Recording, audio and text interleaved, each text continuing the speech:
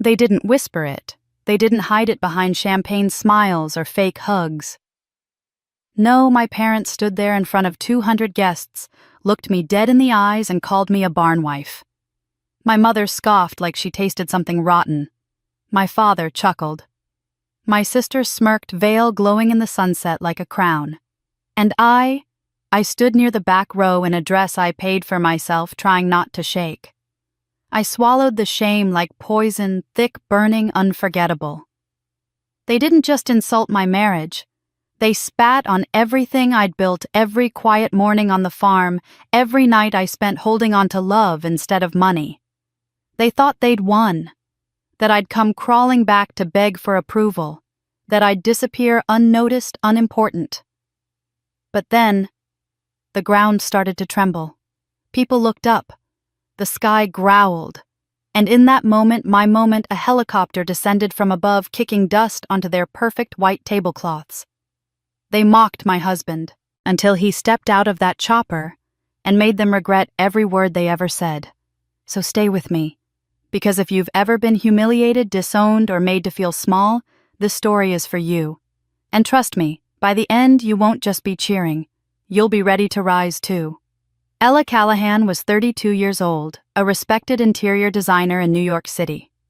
Her name carried weight among developers and clients who wanted elegance stamped onto glass towers and penthouse suites. She had money in the bank, a name in society columns, and the kind of career her family liked to boast about at dinner parties. Yet as she stood in the center of her latest project, a glittering penthouse with floor-to-ceiling windows overlooking the city, she felt the same emptiness she had carried for years. The marble gleamed. The lighting was flawless, every piece of furniture imported and arranged at just the right angle. The client was ecstatic, already sending word to friends that Ella was a genius. But when the workers left and the champagne glasses were cleared away, she lingered in the silent apartment, staring at her reflection in the glass. There she was, in a sleek black dress, hair perfectly styled, makeup that said success. But the woman in the reflection looked hollow. The room around her felt like a museum, polished but lifeless. Ella pressed a hand against the cool glass and whispered to herself, almost afraid of the sound of her own voice. Is this really me? Her family would have said yes. This was her. This was the life she was supposed to live. The Callahans had always moved in the right circles, played tennis at the right clubs, hosted parties with the right people. Her parents prided themselves on discipline and image. For them, success was measured in status, in which names appeared on your guest list, and which pedigrees married into your bloodline. They reminded her of this every holiday, every dinner where conversation turned from politics to business to marriage. For years, Ella had absorbed their lessons, smiling politely as her mother dropped hints about investment bankers, and her father compared Ivy League degrees as though they were horse pedigrees. She dated men who fit the mold, lawyers in tailored suits, venture capitalists with sleek cars, men who knew exactly which wine to order without looking at the menu. They looked perfect on paper, but in person, they were cold, rehearsed, often more interested in her family name than in her. She remembered more than one evening when she sat across from such a man in an expensive restaurant, nodding at his stories while she felt herself vanish behind the mask she had been taught to wear. Her parents saw those matches as victories. They called them connections, as though Ella herself were simply a piece on their chessboard. But inside she wrestled with a silence that deepened each year. She told herself she was fortunate that many women would trade places with her without hesitation. Still, when she returned home at night to her meticulously decorated apartment, she would sink into the sofa and stare at the ceiling, feeling nothing but exhaustion. One evening, after the penthouse unveiling, Ella found herself at her vanity staring at her own face in the mirror. The gold light framed her cheekbones, the designer dress draped perfectly over her shoulders, yet she felt the ache of something missing. She thought about the penthouse again, the way the walls echoed when no one spoke inside it, the way it felt more like a display than a home. She realized that her own life was much the same, a carefully staged performance. Her mother had once told her, a woman's success is measured by the man she marries. Her father often added, we raised you to marry up, not down. Ella carried those words like stones in her pockets. She never dared argue openly, the one time she hinted at wanting to study art rather than business. Her father dismissed it as a hobby, not a career. Later, when she considered traveling after college, her mother reminded her that time was better spent building connections, not chasing dreams. Piece by piece, Ella had folded herself into the shape her parents demanded, until she no longer recognized the outline. Now, at 32, with her name etched on prestigious projects, she felt the weight of that shape more than ever. Clients congratulated her friends, envied her, but late at night, she asked herself if any of it mattered. Would she ever know what it meant to build something real, something that was hers alone? The question gnawed at her, and the reflection in the mirror gave no answer. She thought of her family's expectations once more. Her sister Sophie, radiant and spoiled, had always been the favorite. Sophie was the one her parents paraded at events, the one who could do no wrong. Ella had accepted that role, quietly becoming the dependable older daughter who never caused trouble. Yet deep down, resentment simmered.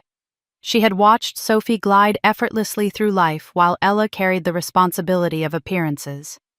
Every time her parents praised Sophie's charm, Ella felt herself shrinking further into invisibility.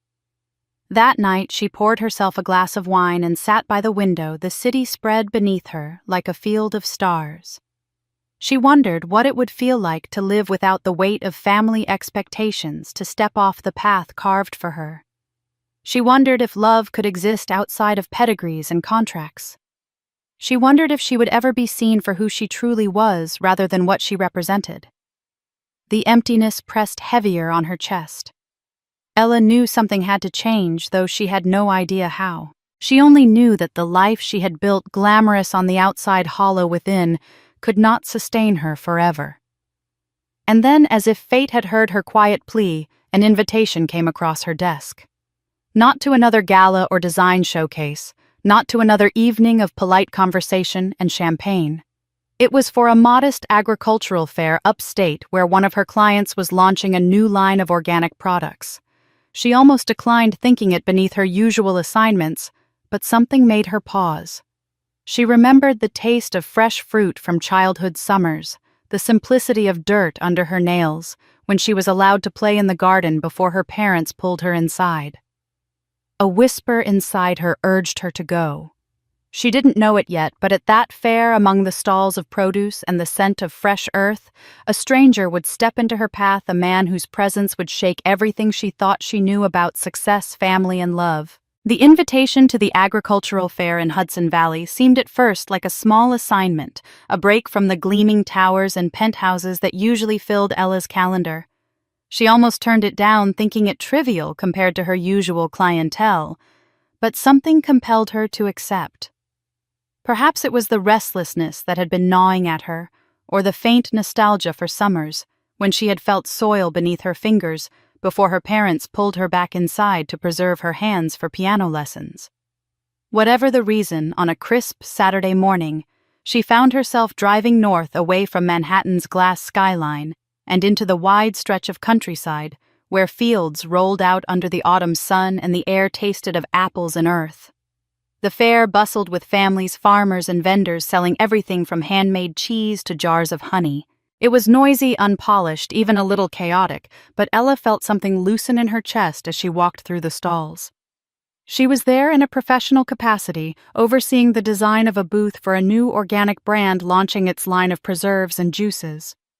She checked the angles of the wooden displays, adjusted the placement of fruit baskets, and gave quiet instructions to her assistant. Her sharp eye for aesthetics contrasted with the rough wood and burlap, yet somehow it all came together. The booth drew attention not because it was flashy, but because it felt honest. That was when she noticed him. A tall man in a faded flannel shirt, jeans, worn pale at the knees, and boots that had seen more mud than pavement. He was helping an elderly vendor set up a table of pumpkins, lifting the crates as though they weighed nothing. His movements were steady, without hurry, and his voice carried warmth when he reassured the vendor that everything looked perfect. When he turned, she caught a glimpse of his face, sun-browned skin, clear eyes that held no artifice. He noticed her watching and offered a polite nod before returning to his task. Later, when the crowd thinned, he approached her booth looking curiously at the design. "You did this?" he asked, his voice low, steady, with a hint of the land in it. Ella, slightly startled, nodded. "Yes, I was hired to make it inviting." "Well," he said, glancing at the neat rows of preserves and the way the wood framed the products, "it looks honest." "That's rare." She laughed softly. "Honest design. I'll take that as a compliment." He extended a hand, rough from work but steady. "Luke Reynolds. I run a farm a few towns over. Mostly grains and cattle." She shook his hand, surprised by the firmness and the directness of his gaze. "Ella Callahan, designer." For a moment they simply looked at each other, two people from different worlds standing among jars of apple butter. Then Luke gestured toward the booths. "I almost took a job in the city once. A big firm wanted me on their management track. I lasted a week before I knew I couldn't do it. Sitting under fluorescent lights, staring at screens, talking about profits instead of seasons, it felt like I was withering. So I went back home. People thought I was crazy, but the farm, it's my family's blood. I couldn't let it go." Ella listened, something tightening in her chest. His words were simple, but there was no apology in them. He spoke as if the soil itself had given him direction. In her world, men measured themselves by titles and bonuses. Luke measured himself by crops that grew and cattle that thrived. His honesty was disarming. She found herself asking questions she didn't normally care to ask. "Isn't it hard farming, I mean? With the weather, the markets?" Luke smiled, slightly, lines crinkling at the corners of his eyes. "Hard every day. But I wake up knowing what I'm working for. Land doesn't lie to you. It gives back what you put in eventually. The city, it takes, and it never feels like enough." His words echoed inside her, unsettling the walls she had built. She thought of the penthouse she had finished, gleaming and soulless, and wondered if maybe she had been chasing something hollow all along.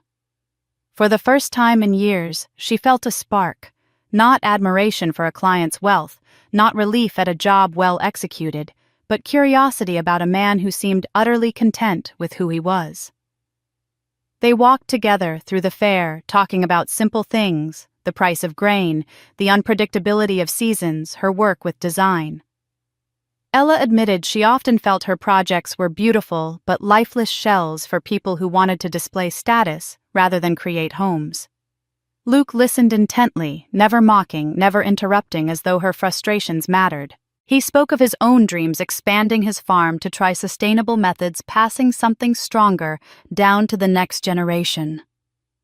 As the sun dipped behind the hills and the fair began to quiet, Ella realized she had spent hours in his company without the usual armor she wore around men. She hadn't thought once about pedigrees, about how he would look in society pages, about whether her parents would approve. She thought only of the steadiness in his voice, the way he seemed rooted to something real.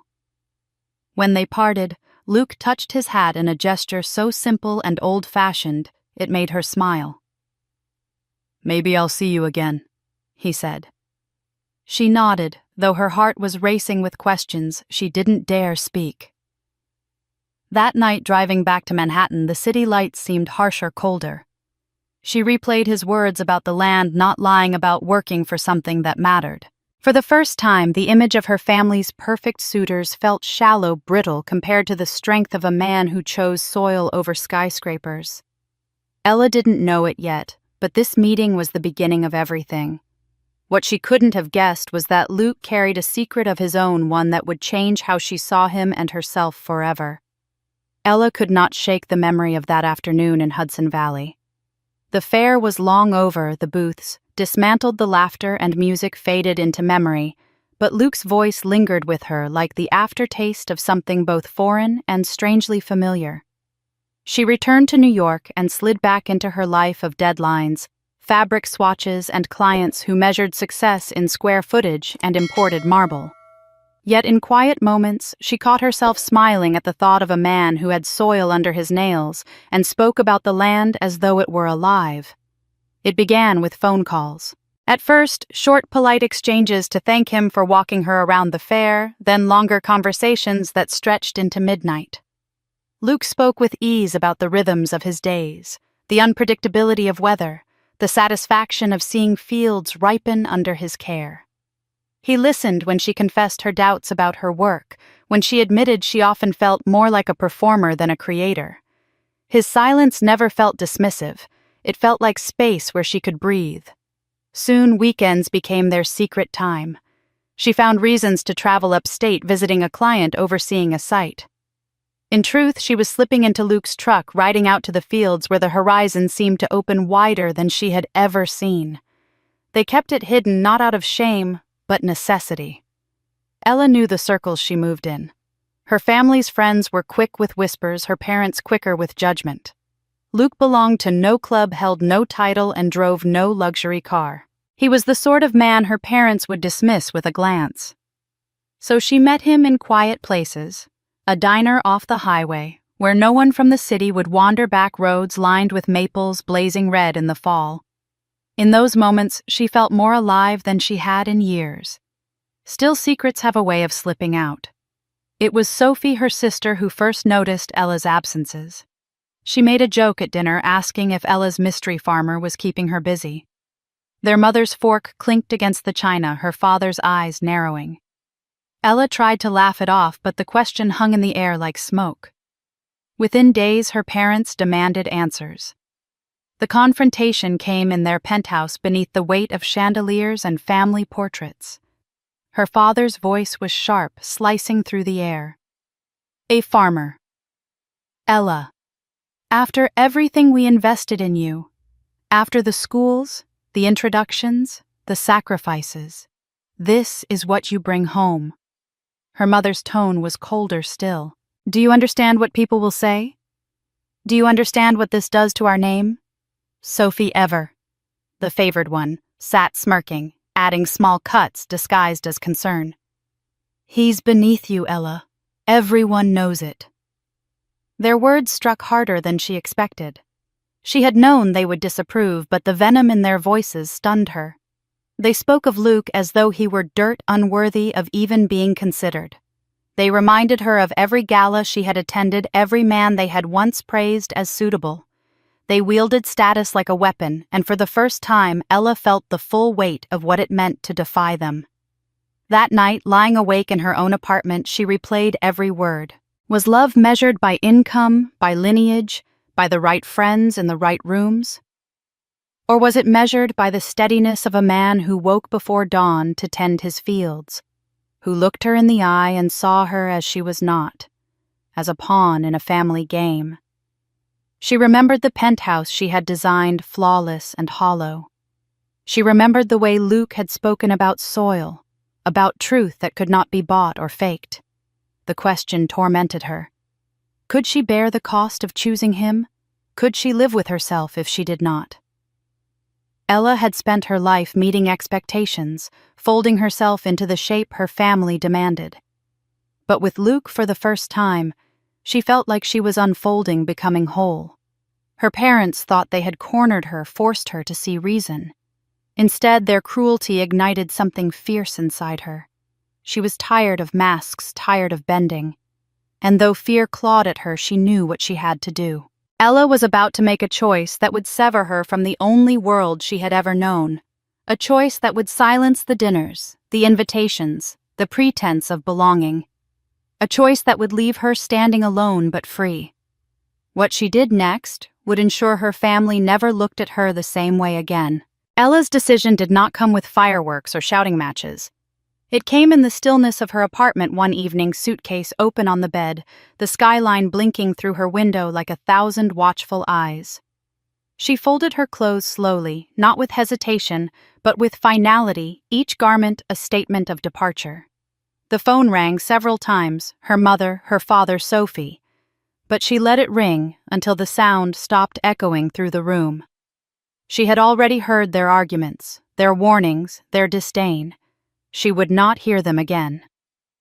When she boarded the plane to Montana, her chest tightened with both fear and relief. The city that had shaped her was slipping away beneath the clouds, its towers shrinking until they were nothing more than shadows. She felt the weight of everything she was leaving: her family's approval, the social circles she had been trained to navigate, the comfort of familiarity. Yet with each mile west, she also felt lighter. For once, she was not choosing for them. She was choosing for herself.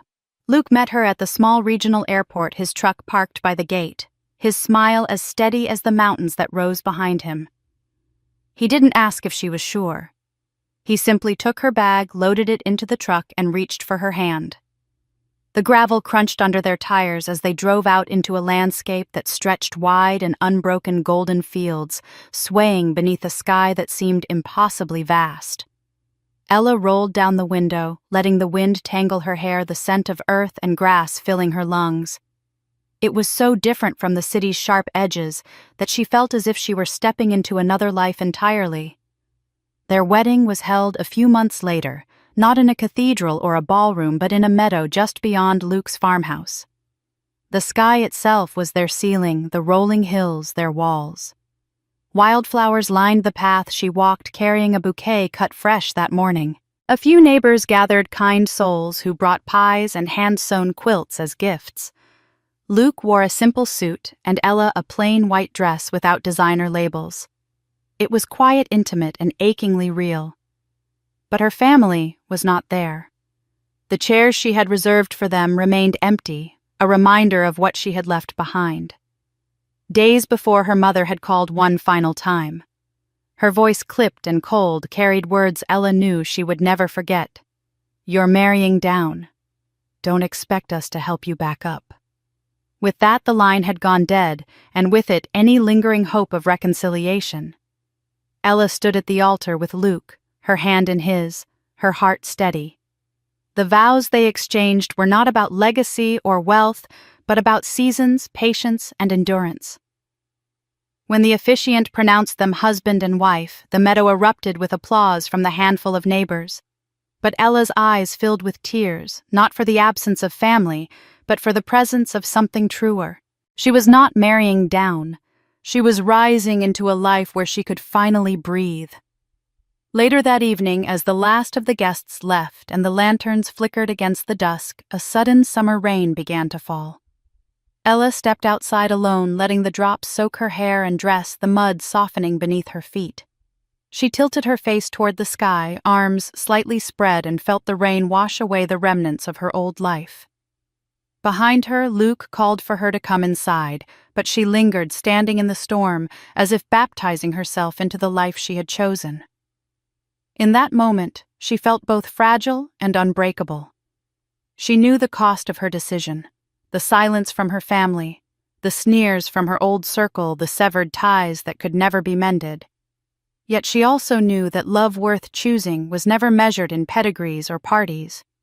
It was measured in the strength to stand in the rain alone if necessary and still feel whole. She walked back into the farmhouse, her dress clinging, her heart resolute.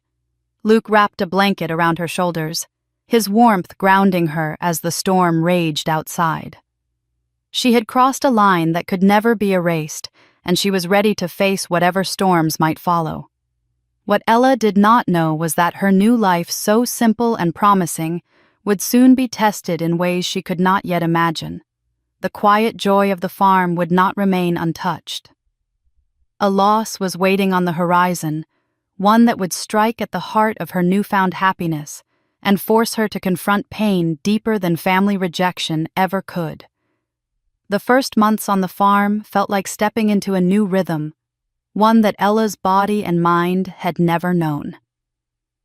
The mornings began before sunrise, when the fields were still gray and the air held a sharp chill. Luke would brew coffee strong enough to jolt the sleep from her eyes, hand her a steaming mug, and smile before heading out to tend the animals. She followed him, at first awkward in borrowed boots that rubbed her heels raw, her manicured hands clumsy with ropes and feed. Every task was foreign, from gathering eggs to hauling water, yet Luke's patience never faltered. He laughed softly when she dropped a pail or stumbled over uneven ground, not mocking but steady, as if her efforts alone were enough. Ella began to learn.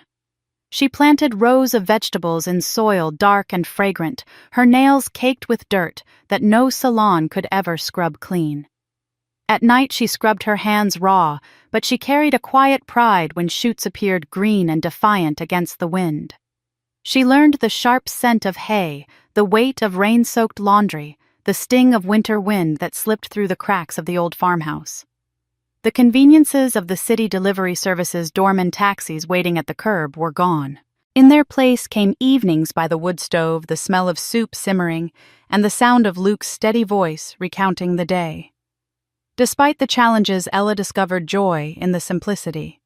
She and Luke often walked the fields at dusk, their hands brushing as the sky bled into orange and violet. They paused to watch the horizon stretch endlessly, a view no skyscraper could match. Sometimes they said nothing at all, letting the quiet settle over them like a blanket. For Ella, those moments were more valuable than any glittering party she had once attended. They were reminders that life did not need to be grand to be meaningful. But the farm demanded more than sentiment. There were days when machinery broke down, when storms threatened to drown crops, when exhaustion clung to their bodies like mud. Ella learned resilience not from choice but from necessity. She rose with Luke in the cold dawn, her muscles aching, and worked until her body cried for rest. At night, she collapsed into bed, too tired even to dream, but she carried the satisfaction of knowing she had survived the day. Slowly, she felt herself becoming part of the land, her city polish worn away, until something truer shone through. Amid the toil, happiness bloomed in unexpected ways. One late spring evening, when the air was sweet with lilac, Ella discovered she was pregnant. She told Luke under the wide sky, her voice trembling with both fear and wonder. His arms wrapped around her strong and protective, his forehead pressed against hers, as he whispered promises she barely heard through her own pounding heart. They began to imagine a future, tiny clothes folded in drawers, a cradle by the bed, the sound of laughter filling the farmhouse. For weeks, Ella carried that dream, tenderly guarding it like the most fragile treasure. Then, without warning, it slipped away. A sharp pain one morning, the rush to the hospital, the sterile smell of antiseptic, the doctor's hushed words. Ella lay in the stark white room, her body hollowed out, her arms empty. Luke held her hand, his face pale with grief, but no comfort could soften the loss.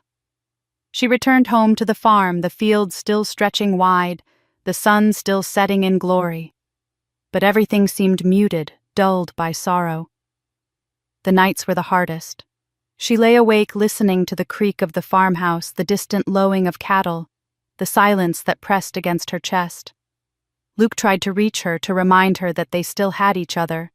But grief is a private language, and Ella could not find the words to translate hers. In the stillness, she felt the echo of another loss, the family who had turned their backs, the mother who had once sung to her but now would not call. She thought of how easily they had cast her aside, and how desperately she had wanted to prove she could thrive without them.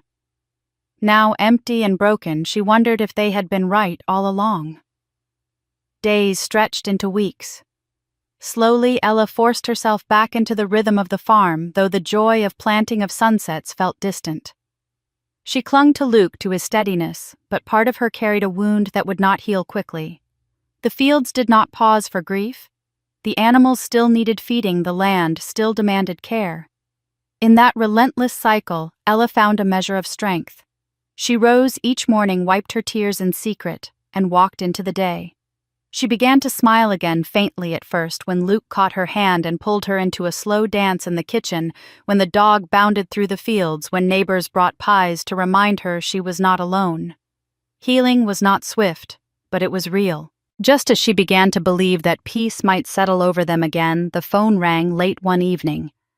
The sound startled her sharp in the quiet farmhouse. She lifted the receiver, expecting a neighbor or perhaps a wrong number. But the voice on the other end froze her blood. It was a voice from the past, a reminder of wounds that had never fully closed, and with it came the first spark of anger that would burn hotter than grief. The phone call that shattered the quiet of the farmhouse left Ella shaken for hours afterward.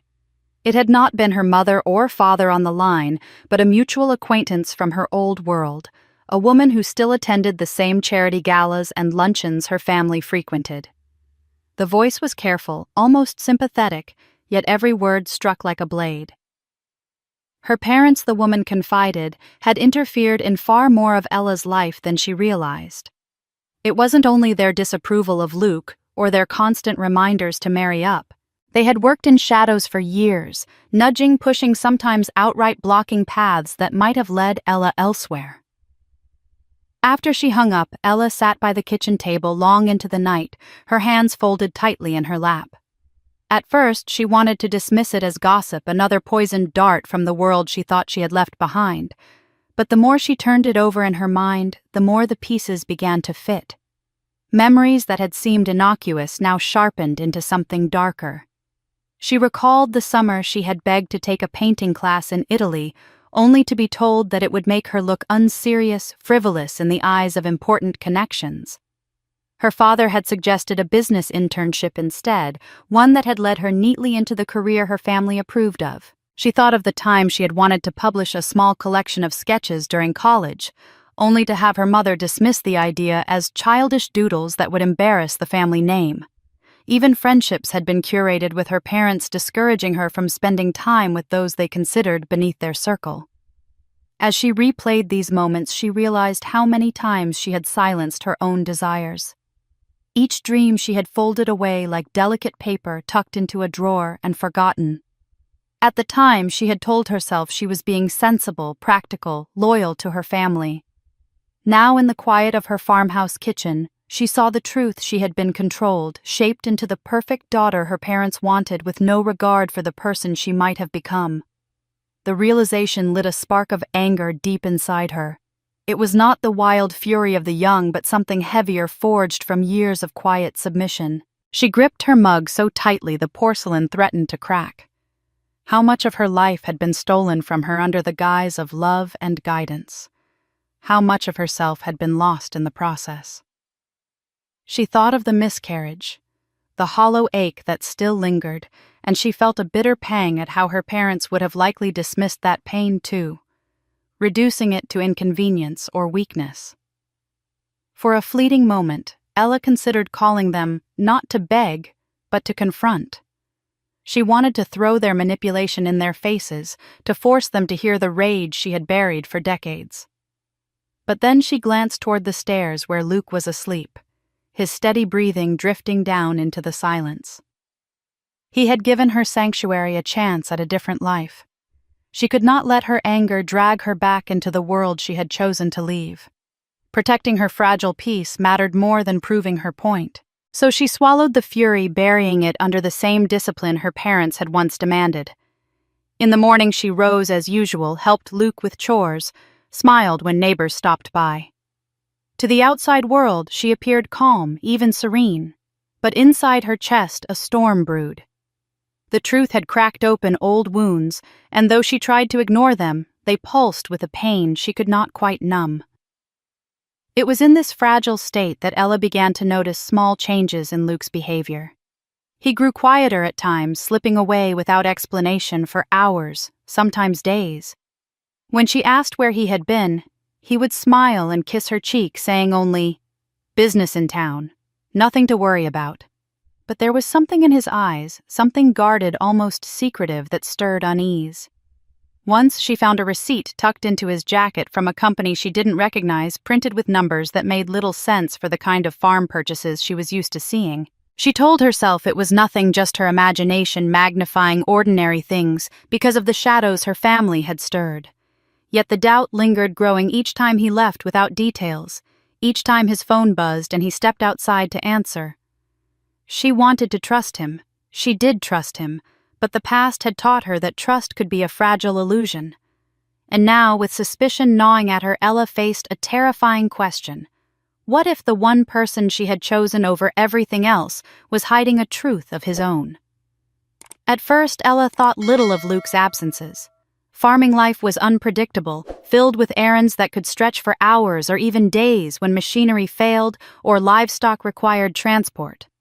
But gradually the pattern became too regular to ignore.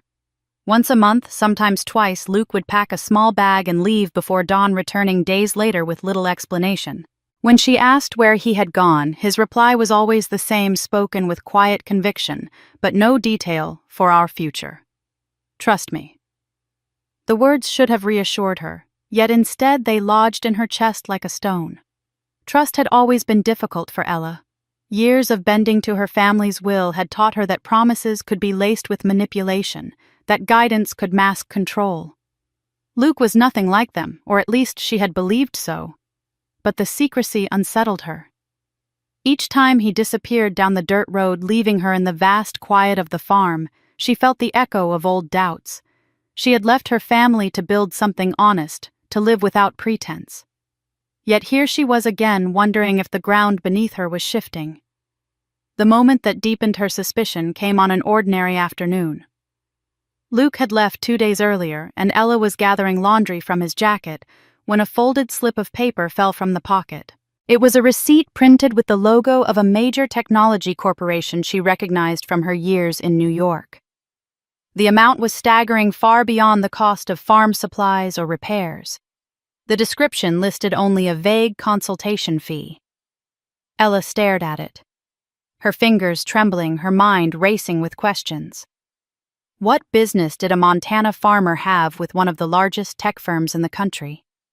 She tucked the receipt away, unsure whether to confront him or wait. When Luke returned that evening, his smile was warm, his kiss gentle, his arms wrapping around her as though nothing had changed. She almost convinced herself to let it go, but the receipt burned in her memory. During dinner, she asked again where he had been. He looked at her across the table, his eyes steady but distant, and repeated the phrase she had come to dread for our future. Trust me. His silence built walls between them. Ella felt herself pacing the kitchen when he was gone, glancing out at the empty drive, listening for the sound of his truck. When he returned, the ease between them had thinned, their conversations shorter, their laughter less frequent. She hated herself for doubting him, but the shadows of her family's betrayal colored every thought. Had she leapt from one cage into another, blinded again by love and hope? The loneliness pressed heavier as the weeks went on. At night she lay awake, Luke asleep beside her, her mind circling the same questions. What was he hiding? Why couldn't he tell her? She thought of the trust she had placed in her family, only to discover how they had twisted her life to suit their image. She thought of her miscarriage, the grief she had carried largely in silence. She had chosen Luke because he represented honesty, because his life seemed rooted in soil rather than status. Now she wondered if she had been naive. One afternoon, as she sorted through the day's mail, she found an envelope tucked among the usual bills and catalogs. Her name was printed in elegant script, the paper heavy, the kind used for events where image mattered more than sincerity. She slid it open with a kitchen knife and unfolded the card. Her stomach tightened as her eyes skimmed the words, an invitation to her cousin's wedding in New York. The date was set, the venue grand, and at the bottom was a note scrawled in her mother's hand. It was short-pointed, impossible to misinterpret, no +1. Ella gripped the card, her pulse pounding in her ears. The insult was deliberate, cruel, meant to remind her that Luke would never be welcome in their world. She stood in the kitchen, the farm stretching silent outside the window, the memory of the receipt burning in her pocket. Between her family's mockery and Luke's growing secrecy, Ella felt herself caught between two storms, each threatening to tear her apart. She had walked away from her family once, but this invitation would force her back into their orbit, whether she was ready or not. Ella stood in her kitchen, the invitation heavy in her hand, the script elegant and polished, as if the weight of tradition alone could make it kind. But it wasn't. At the bottom of the card, beneath the curling letters announcing her cousin's wedding, was the line that cut sharper than any insult whispered behind her back, no +1. They hadn't bothered with subtlety. The message was clear. Luke was not welcome. He never would be. She stared at it for a long time, her chest tightening until her breath came shallow. They had not simply excluded him from the guest list.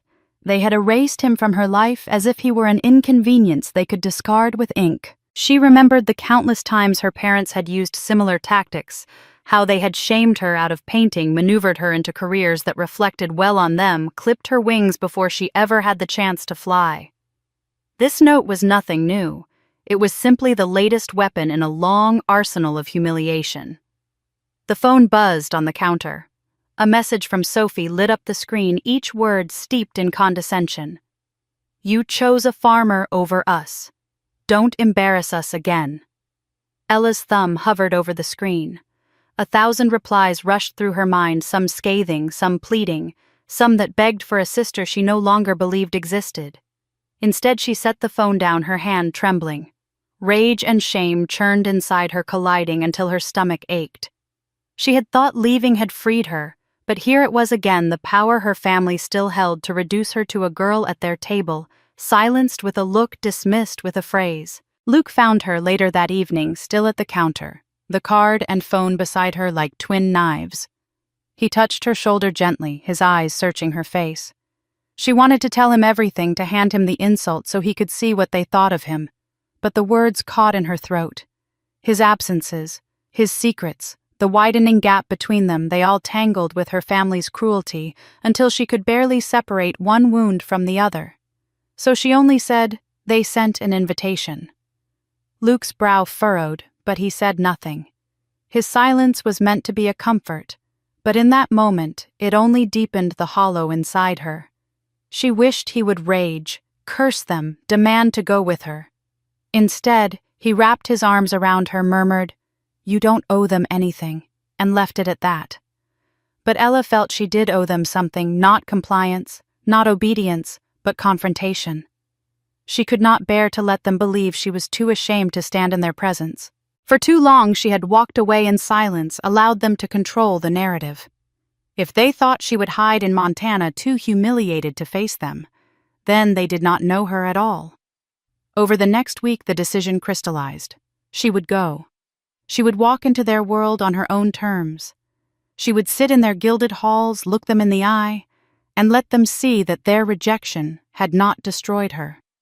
They had called her a barn wife, erased her husband, reduced her to nothing. Yet she was still standing.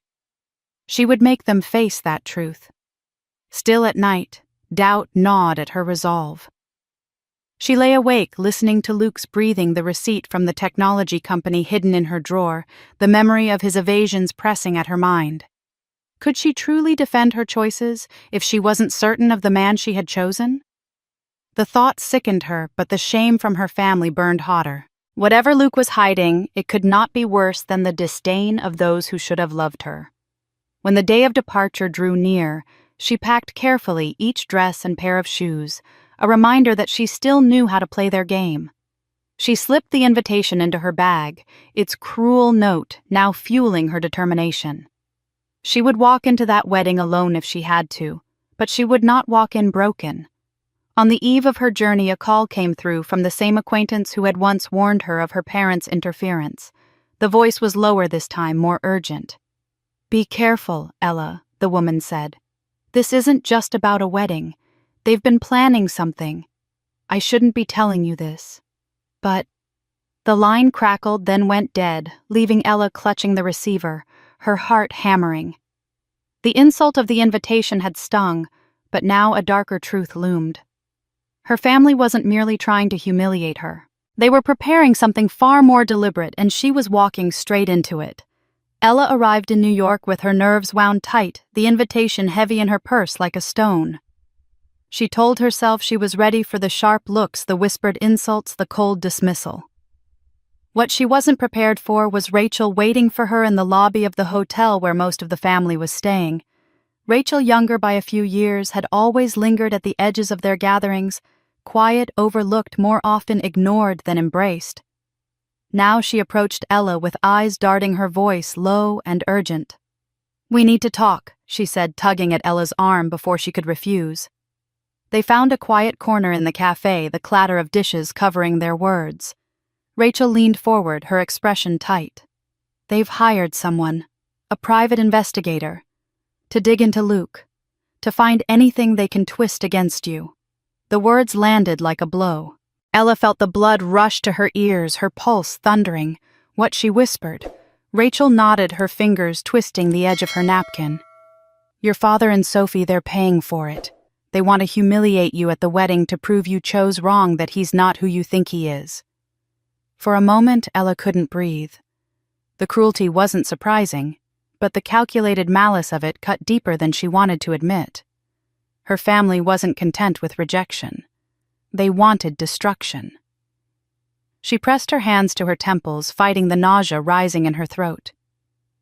Why are you telling me this? Rachel's voice wavered, but her eyes held steady.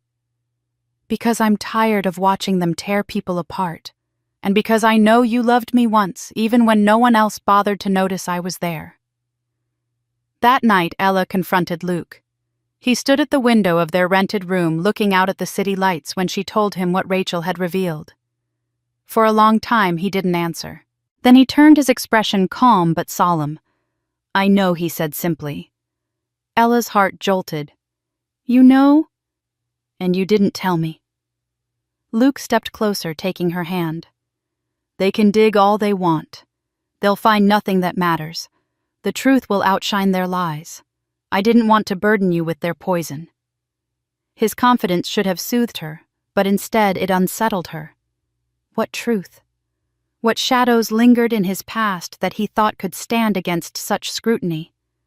She searched his face, but his eyes, though steady, revealed nothing. She wanted to trust him. She had chosen him over everything. Yet the silence between his words gnawed at her resolve. The next day, while dressing for a brunch that preceded the wedding, Ella's phone buzzed with a message from an old friend she hadn't spoken to in years. The friend had read she was in town and wanted to warn her about something she had overheard at a gala long ago. Ella's father, the friend claimed, had orchestrated the end of her college romance. Back then, Ella had loved a young man named Daniel, a fellow student with big dreams and little money. Their connection had been pure, untainted by status. She had thought it ended because of distance, because Daniel had pulled away without explanation. Now, with the phone in her hand, she learned the truth. Her father had threatened him, promised to ruin his prospects if he stayed with her. Daniel had left to protect her, not because he stopped loving her. The revelation tore through her like fire. All these years, she had carried the quiet ache of that loss, believing she had been naive, foolish, unworthy of lasting love. Now she saw it for what it was, another theft, another manipulation by a man who thought his control extended to every corner of her heart. Rage surged hot and unrelenting. How many pieces of her life had they stolen without her even knowing? How many choices had never been hers? When she arrived at the wedding venue, her head was high but her stomach churned. The chandeliers glittered, the tables gleamed, and her family moved among the guests with practiced smiles. She felt the sting of their eyes, the weight of their judgment, but beneath it all, her anger simmered. She knew now the lengths they would go to the malice that hid behind their refinement. As she took her seat, a whisper ran through the crowd, subtle at first, then louder. People were looking at her, glancing away, murmuring behind their hands. Ella's skin prickled as she realized the moment she had feared was coming. Whatever game her family had prepared, whatever lies they had bought, the humiliation they planned, was about to unfold, and she was trapped in the center of it. Ella barely slept the night before the ceremony. The knowledge of her father's interference in her past, the looming threat of whatever scheme they had prepared, and the lingering silence from Luke all pressed down on her chest until she felt she could hardly breathe. The hotel room seemed too small, the city outside too loud, and every time she closed her eyes she saw her father's cold expression, Sophie's triumphant smirk, her mother's disdain thinly veiled as composure. She had told herself she came here to prove she was unbroken, but in the stillness of that night, she wondered if she was walking straight into their trap. When morning came, Luke brewed coffee in the small room's kitchenette. He moved with his usual calmness, but Ella sensed unease in the way his hand lingered on the mug he handed her. She took it grateful for the warmth against her trembling fingers. They sat in silence until he finally asked, his voice low and heavy with concern. "Are you sure you want to go to that wedding?" His eyes searched hers, not with doubt in her strength, but with worry for the wounds he knew they could inflict. He had seen her break before. He had seen her claw her way back from the grief of their loss. He didn't want to watch her be torn apart again. Ella met his gaze, her own heart thudding hard. "If I don't go, they win," she said softly. "They'll say I was too ashamed to show my face, too weak to stand in their world. I can't give them that." Luke reached for her hand, his thumb brushing the inside of her wrist as if trying to steady her pulse. "It's not weakness to walk away," he whispered. She shook her head, tears prickling at the corners of her eyes. "It is, if it means they still own me." The words surprised her even as she said them. She hadn't realized until that moment how much power her family's shadow still held. She thought she had escaped by moving to Montana, by choosing Luke, by planting herself in soil that was truly hers. But she carried them still, the weight of their scorn, the echo of their judgment. Attending this wedding was not about reconciliation. It was about reclaiming herself in the only language they understood, standing tall where they expected her to shrink. Luke pulled her into his arms, his chin resting on her hair. For a moment she let herself sink into his steadiness, but beneath it her own resolve burned. She would go. She would endure whatever spectacle they had prepared, and if they tried to break her, she would not bend this time. As the car carried them to the venue, Ella watched the city blur past the windows. Every landmark held a memory, each one tangled with her family's grip on her life. The private schools, the exclusive clubs, the skyscrapers her father once boasted of financing. It all felt distant and hollow now, yet she knew how much pride her family drew from these symbols, and she knew how easily they could use them as weapons. She straightened her spine, inhaling deeply as the car slowed before the grand doors of the hall. Inside, the air was heavy with perfume, laughter, and the clink of crystal glasses. Guests glittered in designer gowns and tuxedos, the chandeliers raining light down on polished marble floors. It was a world Ella had once moved through with ease, but tonight every eye seemed sharper, every smile edged with curiosity. She walked in alone, Luke lingering near the entrance as though giving her space to face what lay ahead. Whispers rose and fell around her, subtle but undeniable, and she felt the burn of being appraised, measured, dismissed. At the front of the room, her family stood greeting guests.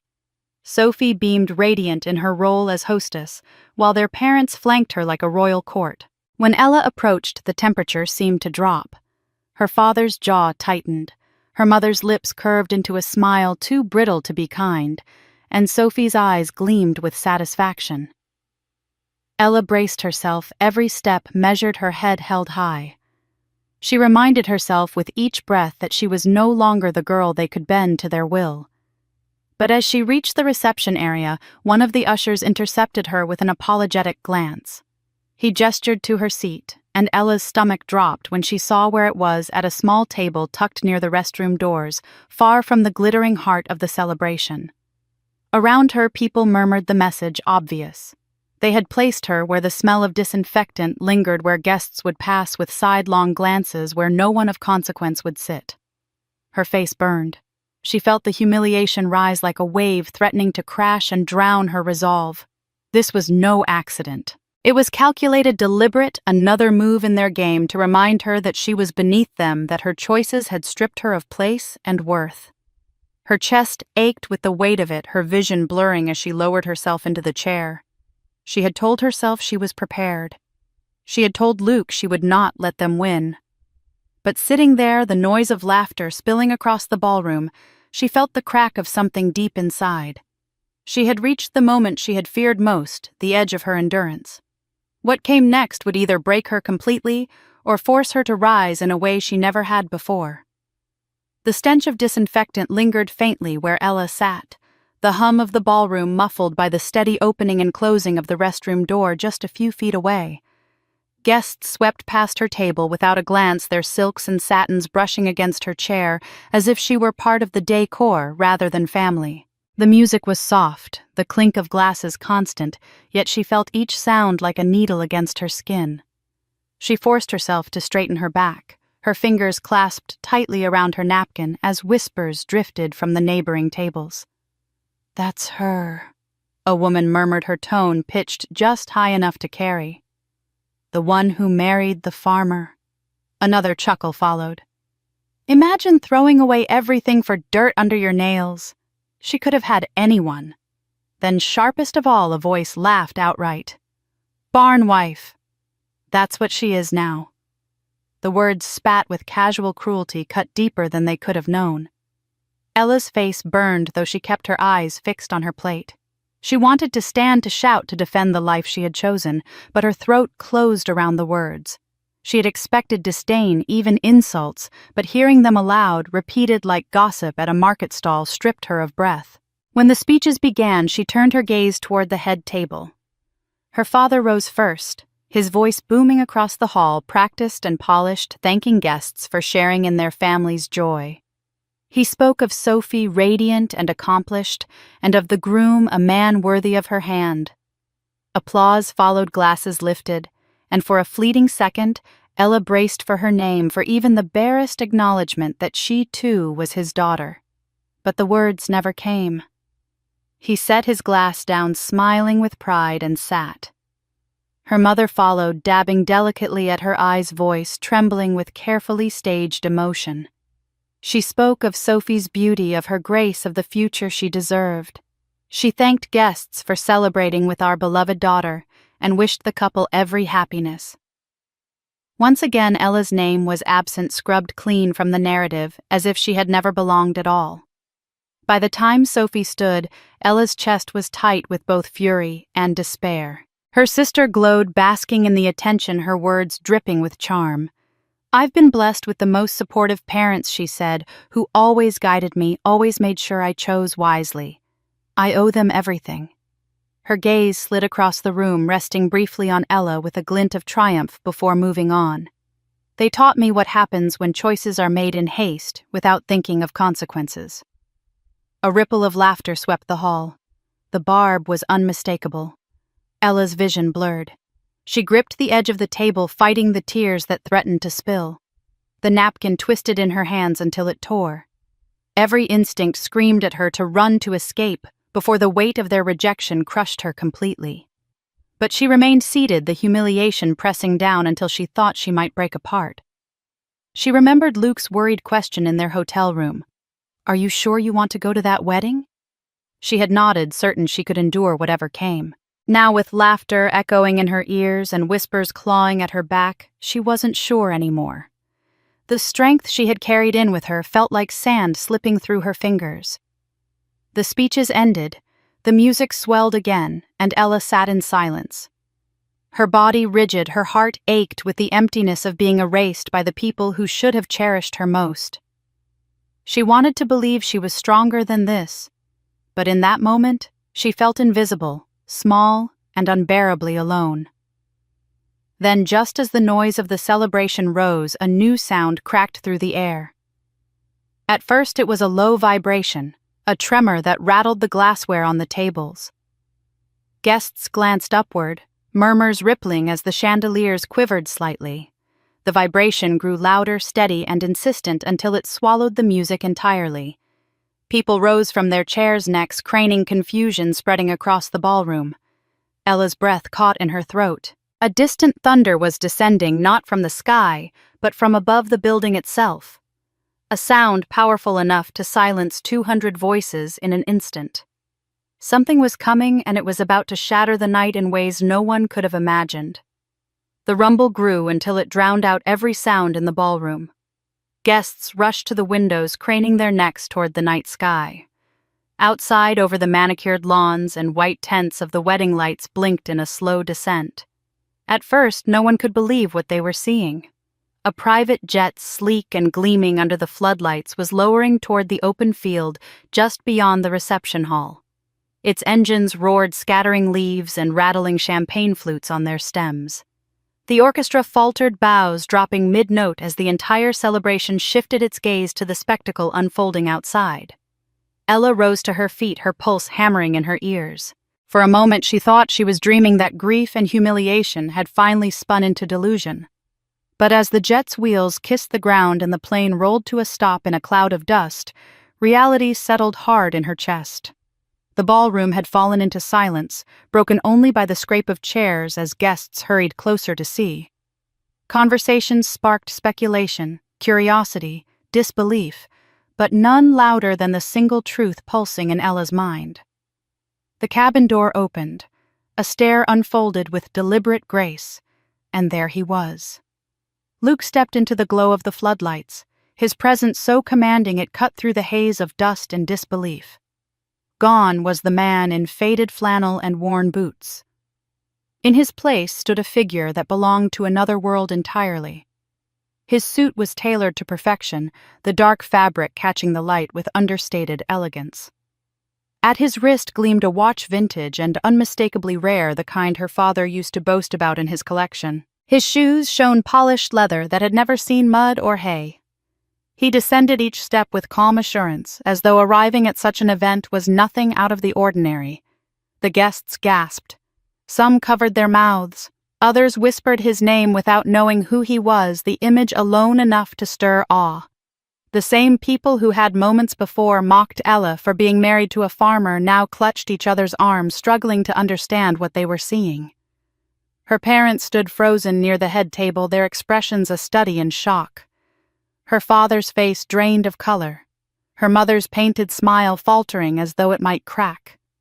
Sophie, radiant in her gown, stared as though the ground beneath her had tilted. Ella could not move, her eyes locked on Luke, her heart tumbling between disbelief and something fiercer, sharper. He walked toward the hall, each step measured, his gaze steady and unflinching. He moved through the crowd that had spilled outside, heads turning, whispers rising. By the time he reached the doorway, silence had fallen again, the kind of silence that carries awe and fear in equal measure. He paused at the threshold, his eyes finding hers across the room.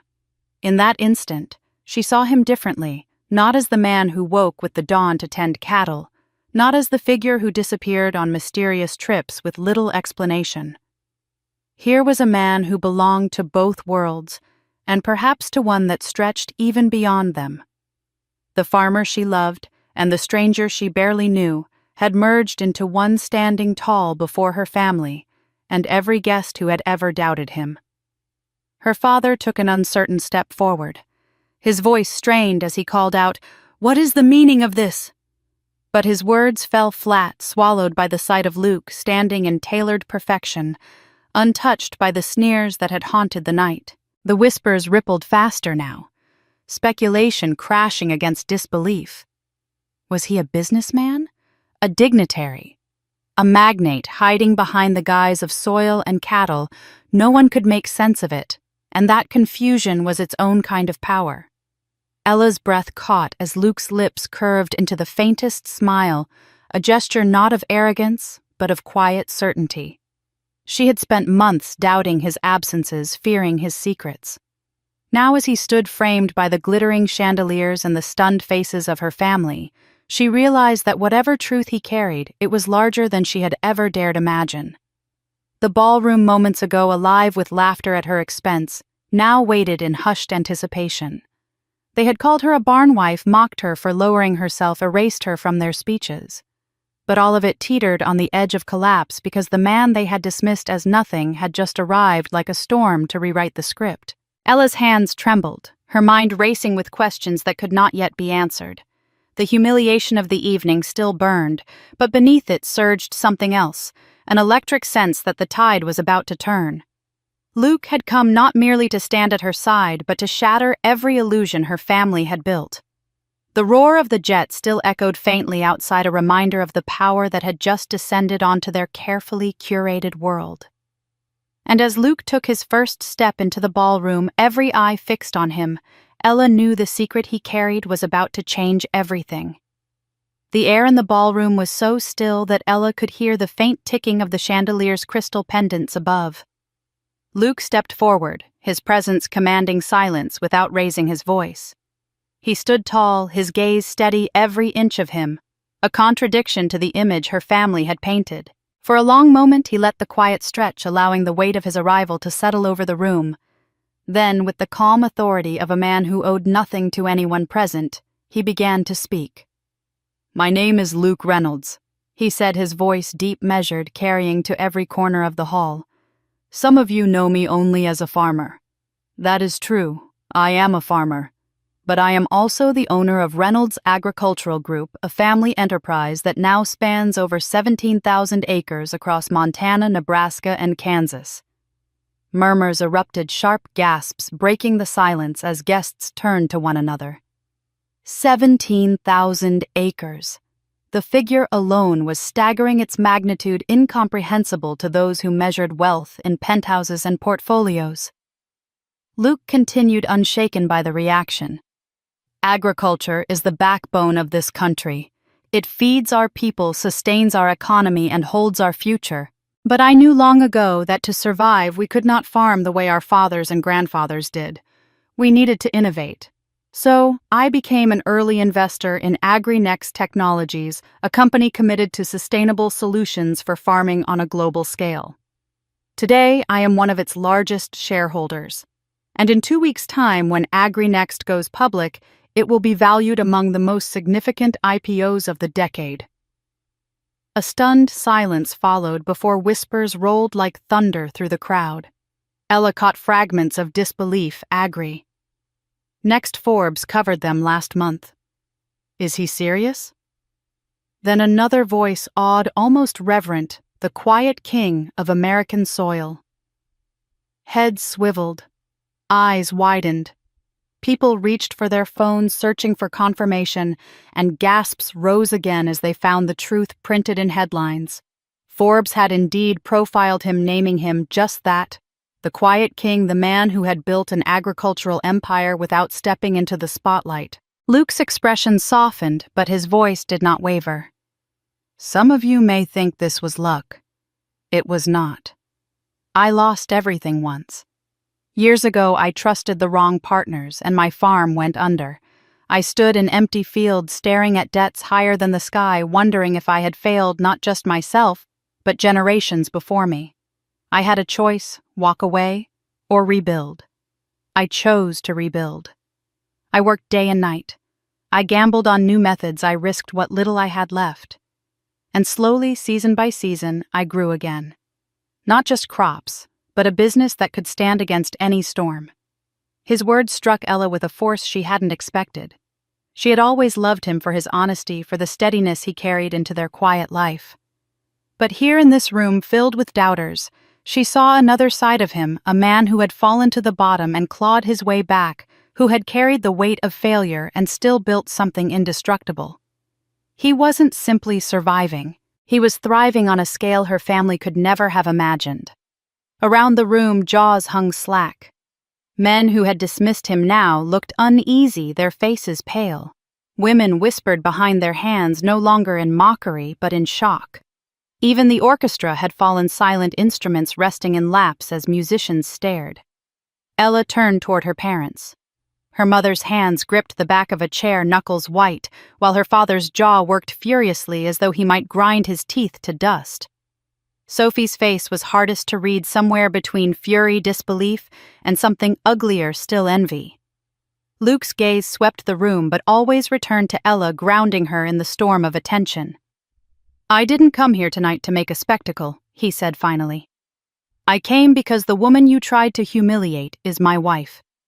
She chose me not for acres or investments, not for titles or recognition, but for who I am. And that, ladies and gentlemen, is more wealth than anything I own." Ella's throat tightened. For a heartbeat she thought she might break into tears, but pride held her steady. The girl they had dismissed, the daughter they had erased, stood taller now, not because she demanded respect, but because she had chosen love that outshone their scorn. The applause did not come. Instead, there was a silence thick with shock, broken only by the scrape of her father's chair as he rose to his feet.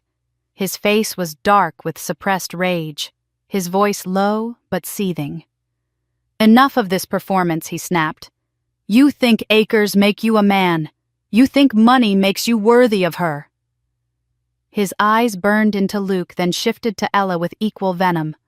"We will see how long this fairy tale lasts, when truth comes crashing down." The tension in the room spiked a rope pulled taut to breaking. Ella felt every eye flick between them, waiting hungry for the next blow. She knew in her bones that her family's response would not be surrender.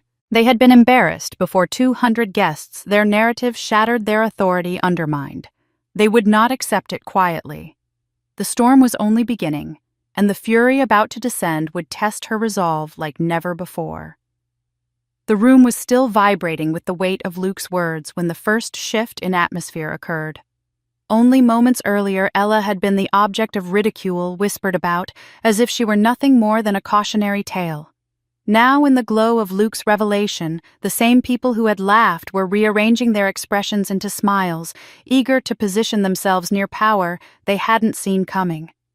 The applause her father had refused to give was replaced by murmurs of admiration, the kind that cling to wealth like moths to flame. Sophie moved first. She slipped from her place at the head table and crossed the floor with the grace of someone who had always been watched. Her gown shimmered under the chandeliers as though it had been made for this exact moment. She smiled at Luke, her voice soft and admiring, almost cloying. "Luke, I must say you've kept quite the secret. 17,000 acres, Agri. Next, it's remarkable. We really underestimated you." She let out a light laugh as though their insults had been playful banter instead of cruel daggers. "You must forgive us. We didn't realize what vision you carried." Their mother followed with equal swiftness, her tone coated in sweetness Ella had rarely been offered in her life. "Indeed, Luke," she said, touching her pearls, as though steadying herself against her own astonishment. "It takes a rare kind of man to build something so formidable. You know I always admired farmers, such hard workers, and clearly you are much more than that." Her eyes flicked toward Ella briefly before returning to Luke, a silent attempt to erase the disdain she had poured on her daughter for years. "We'd love to hear more about your plans, perhaps even find ways to support such admirable work." Ella watched in silence, her stomach twisting. She had expected anger denial, a desperate attempt to discredit him. Instead, they pivoted with practiced ease, shedding cruelty as if it were nothing more than a coat out of season. Their hypocrisy was as breathtaking as it was sickening. She could see Sophie's lashes lowered just so her smile sharpened to suggestion the subtle tilt of her shoulders that hinted at flirtation. Her mother's feigned warmth wasn't aimed at reconciliation, but at reattaching themselves to the image of power they thought they had lost. Luke, however, was immovable. He inclined his head politely, but his gaze never wavered toward either Sophie or her mother.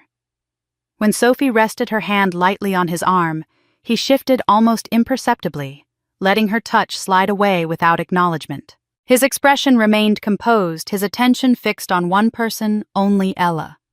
It was a quiet defiance, an unspoken declaration that no amount of admiration or opportunism could sway his loyalty. Ella's heart clenched. She had doubted him, wondered at his absences, feared what secrets he kept. Yet in this moment, under the harsh lights of judgment and hypocrisy, she saw him for what he truly was. Not just a man of wealth or vision, but a man who chose her in the face of every other temptation. She felt tears sting her eyes, but she held them back, unwilling to give her family the satisfaction of seeing her undone again. Around them, guests adjusted swiftly, laughter, returning voices rising in praise. Men approached Luke with firm handshakes, eager to align themselves with a rising titan. Women leaned closer, their compliments laced with curiosity and calculation. But Luke stood like a rock in a rushing stream, unmoved by the tide. Every time he turned his head, it was toward Ella, as though the chaos around them did not exist. The more her family tried to cloak their scorn in admiration, the more hollow it sounded. Ella's mother laughed too loudly at nothing. Her sister leaned too close. Her father remained stiff-torn between fury and the dawning realization that his control was slipping. It should have been vindicating, but instead it filled Ella with a complicated ache. These were the people she had once longed to impress, the ones whose approval had cost her pieces of herself. Now they revealed themselves as nothing more than actors willing to swap lines at the hint of fortune. She wanted to speak to expose them for what they were, but Luke's steady presence stopped her. He wasn't rushing, wasn't lashing out. He was waiting. She could feel it in the way his hand brushed hers under the table, grounding her. Something more was coming, something that would not simply turn whispers into silence, but shatter the facade completely. Luke straightened, then his voice carrying effortlessly across the ballroom. The conversations died down, heads turning, anticipation rising. Sophie's smile faltered. Her mother's hands stilled on her pearls, her father's jaw tightened. Luke looked around the room calm and unshaken before his gaze returned to Ella once more. And then he opened his mouth to say something that would freeze the entire wedding in its tracks. Luke let the silence gather until it was nearly unbearable. Every eye locked on him, every breath in the room held taut. Then he spoke, his voice steady and resonant, each word deliberate. "I kept it quiet," he said, his gaze sweeping the hall, but resting finally and firmly on Ella, to know who would love me without the acres, without the titles, without the numbers. His words dropped into the space like stones into still water, sending ripples through the crowd. Whispers rose and fell, but no one dared interrupt. He reached into the breast pocket of his suit and drew out something small, almost incongruous against the backdrop of chandeliers and diamonds. It was a seed cradled in a tiny glass vial. He held it up so the light caught its delicate form. "This," he said, "is from the first harvest after I rebuilt the farm. A single seed. It isn't worth anything to most of you, but to me it is everything, proof that life can grow again from nothing."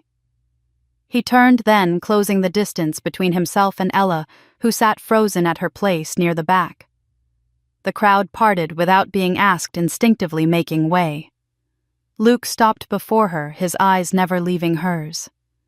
"Ella," he said softer now, though every ear strained to hear.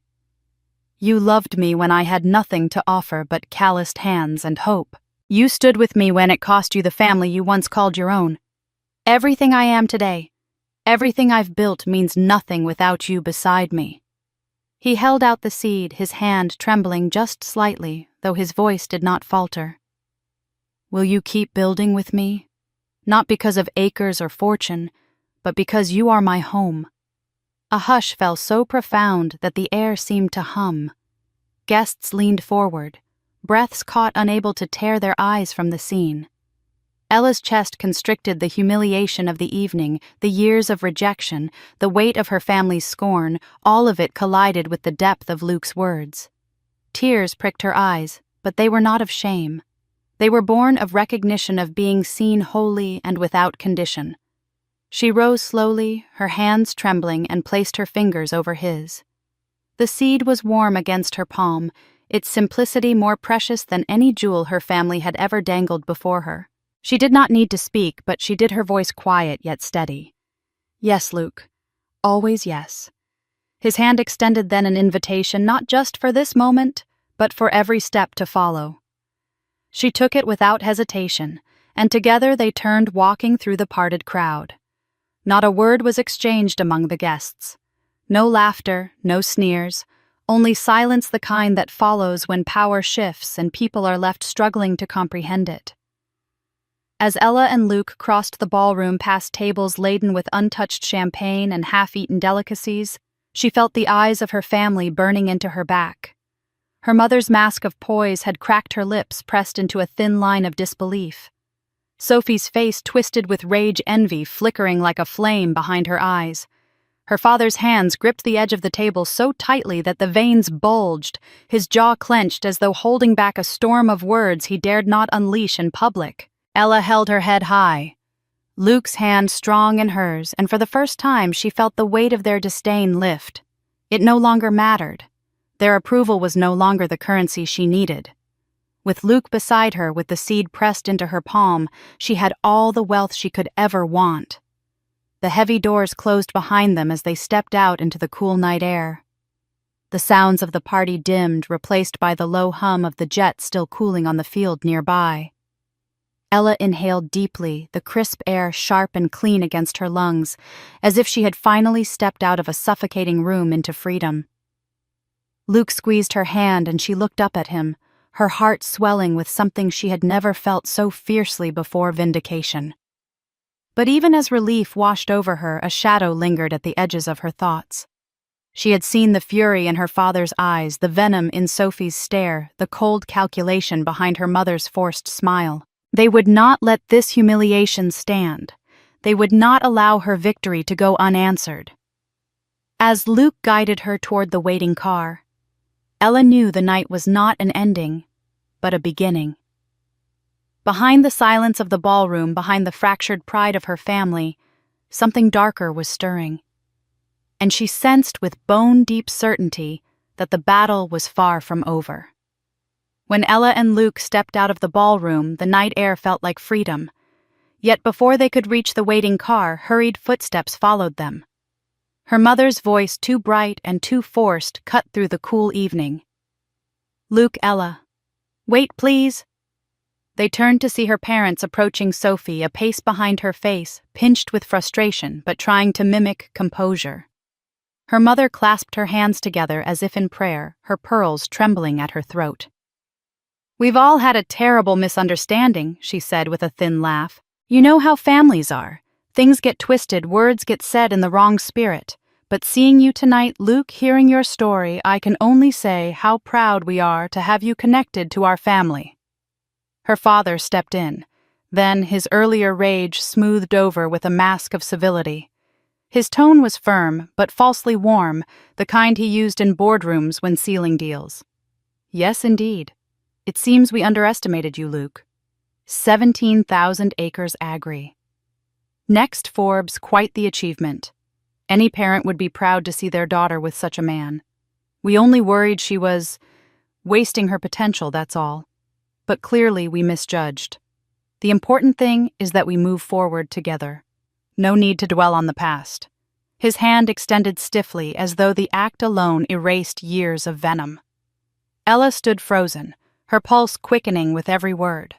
She had known they were capable of cruelty, but the swiftness of their transformation was almost grotesque. Moments ago, they had erased her existence with silence and insulted her with sneers. Now, because power had shifted, they wrapped themselves in honeyed words, rewriting history as though their betrayal had never happened. Sophie chimed in with saccharine sweetness, her tone dripping with false sisterly affection. "Yes, Ella, we should celebrate. We're family after all. And Luke, I think we have so much in common. You must let us host you for dinner soon. Imagine what we could achieve if we worked together." Luke listened without interruption, his expression courteous but distant. When her father's hand lingered between them, Luke did not take it. Instead, he inclined his head, his voice calm and precise. "I appreciate your words, but I don't confuse politeness with truth. Tonight has shown me enough." He shifted his gaze toward Ella briefly, the faintest softness breaking his composure before returning to her parents.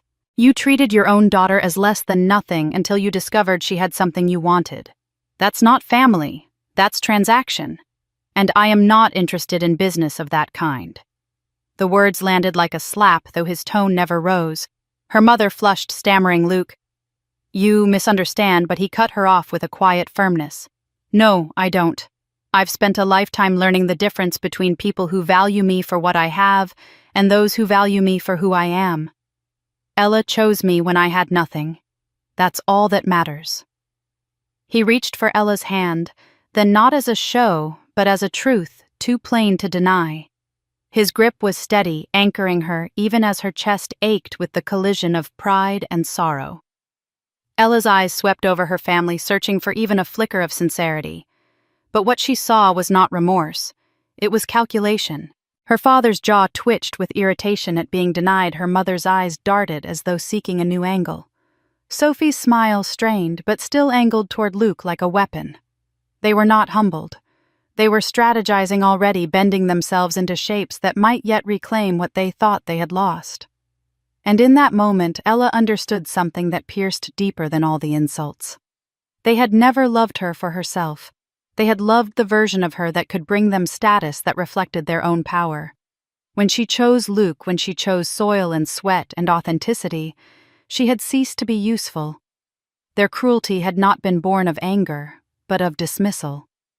And now, seeing Luke's empire, they crawled back not because they cared for her, but because they saw value again. The realization struck like a final blow. She felt the years of yearning for their acceptance collapse into dust. She no longer craved it.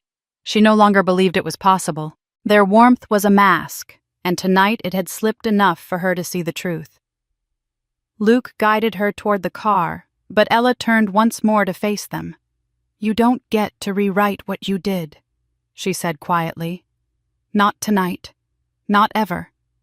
Her voice trembled with emotion, but the conviction was steel. Her mother's face tightened.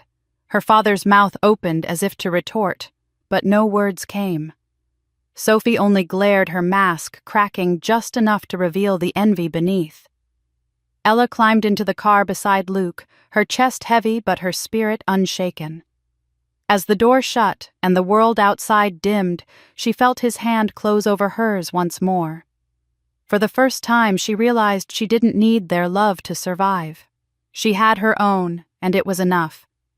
But as the car pulled away, her phone buzzed in her bag. She hesitated, then glanced at the screen. A name she hadn't seen in years flashed across the display: Daniel, the boy she had loved in college, the one who vanished without explanation. Her breath caught memories flooding back. Why now? Why after all these years? And with that message waiting, she knew the night's revelations were far from over. A deeper secret was about to unravel, one that would force her to see just how far her family's manipulation had gone. The car hummed softly as it carried them away from the glittering hall, but Ella sat rigid, her phone still heavy in her hand, Daniel's name glowing on the screen before she turned it face down. Her heart hammered with a mix of confusion and dread, and Luke, sensing her turmoil, reached across to steady her hand. He didn't ask her to explain the message. Instead, his voice was low, deliberate, and filled with something heavier than jealousy. "There's something I've kept from you, Ella. I thought I was sparing you, but after tonight you deserve the truth." She turned toward him, her breath shallow. Luke's eyes didn't waver as he spoke. "Your father. He didn't just disapprove of Daniel. He destroyed him.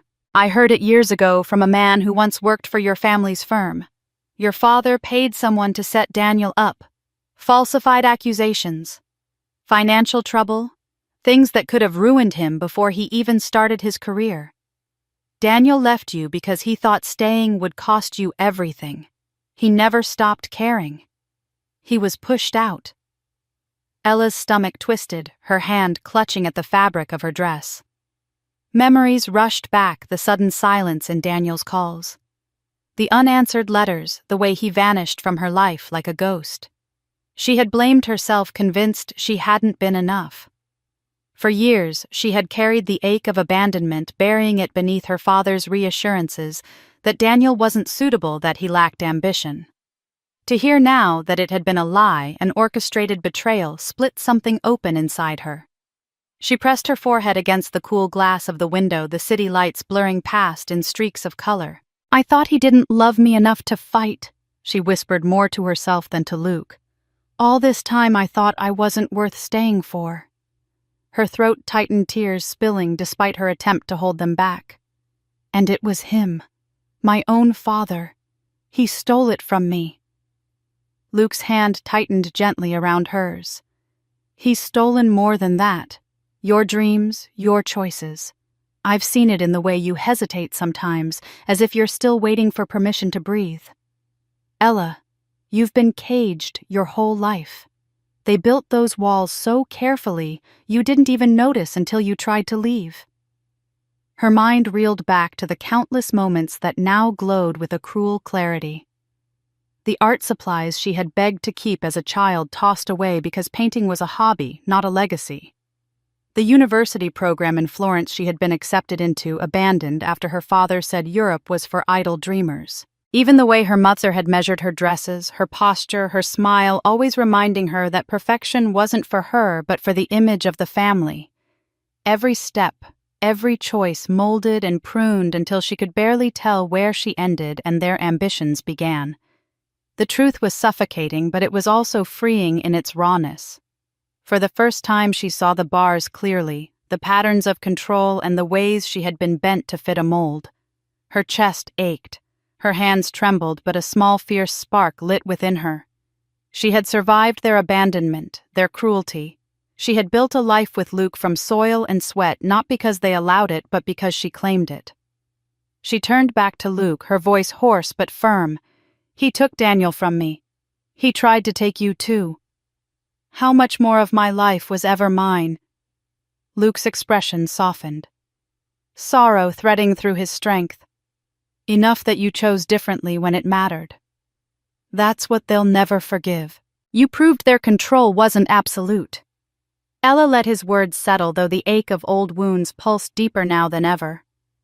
She thought of Daniel not with longing but with a mourning for what had been stolen. Not just him, but the girl she had been hopeful and unguarded, who believed love alone could withstand anything. That girl had been silenced by her father's manipulations, reshaped by her mother's demands, overshadowed by Sophie's golden child role. But tonight, the truth stripped away their illusions. She was no longer that girl, and she would never be again. The car slowed as they reached their hotel, and Ella stepped out feeling unsteady but clearer than she had in years. The night air bit at her skin, sharp and grounding. She turned to Luke, gratitude and anguish warring in her chest. Before she could speak, a voice called her name from across the lobby. She froze. Rachel, her cousin, stood there clutching a folder against her chest, her face pale but determined. Ella blinked, taken aback by the urgency in her eyes. Rachel stepped closer, lowering her voice. "I know what they did to you. I have proof more than you realize. It's not just Daniel. It's bigger. Much bigger." She held the folder tighter as though inside it lay the weight of generations. Ella's pulse spiked, the anger and grief of the night funneling into sharp focus. Whatever Rachel carried, it wasn't gossip or rumor. It was something that could tip the scales, something that could break the mask of her family once and for all.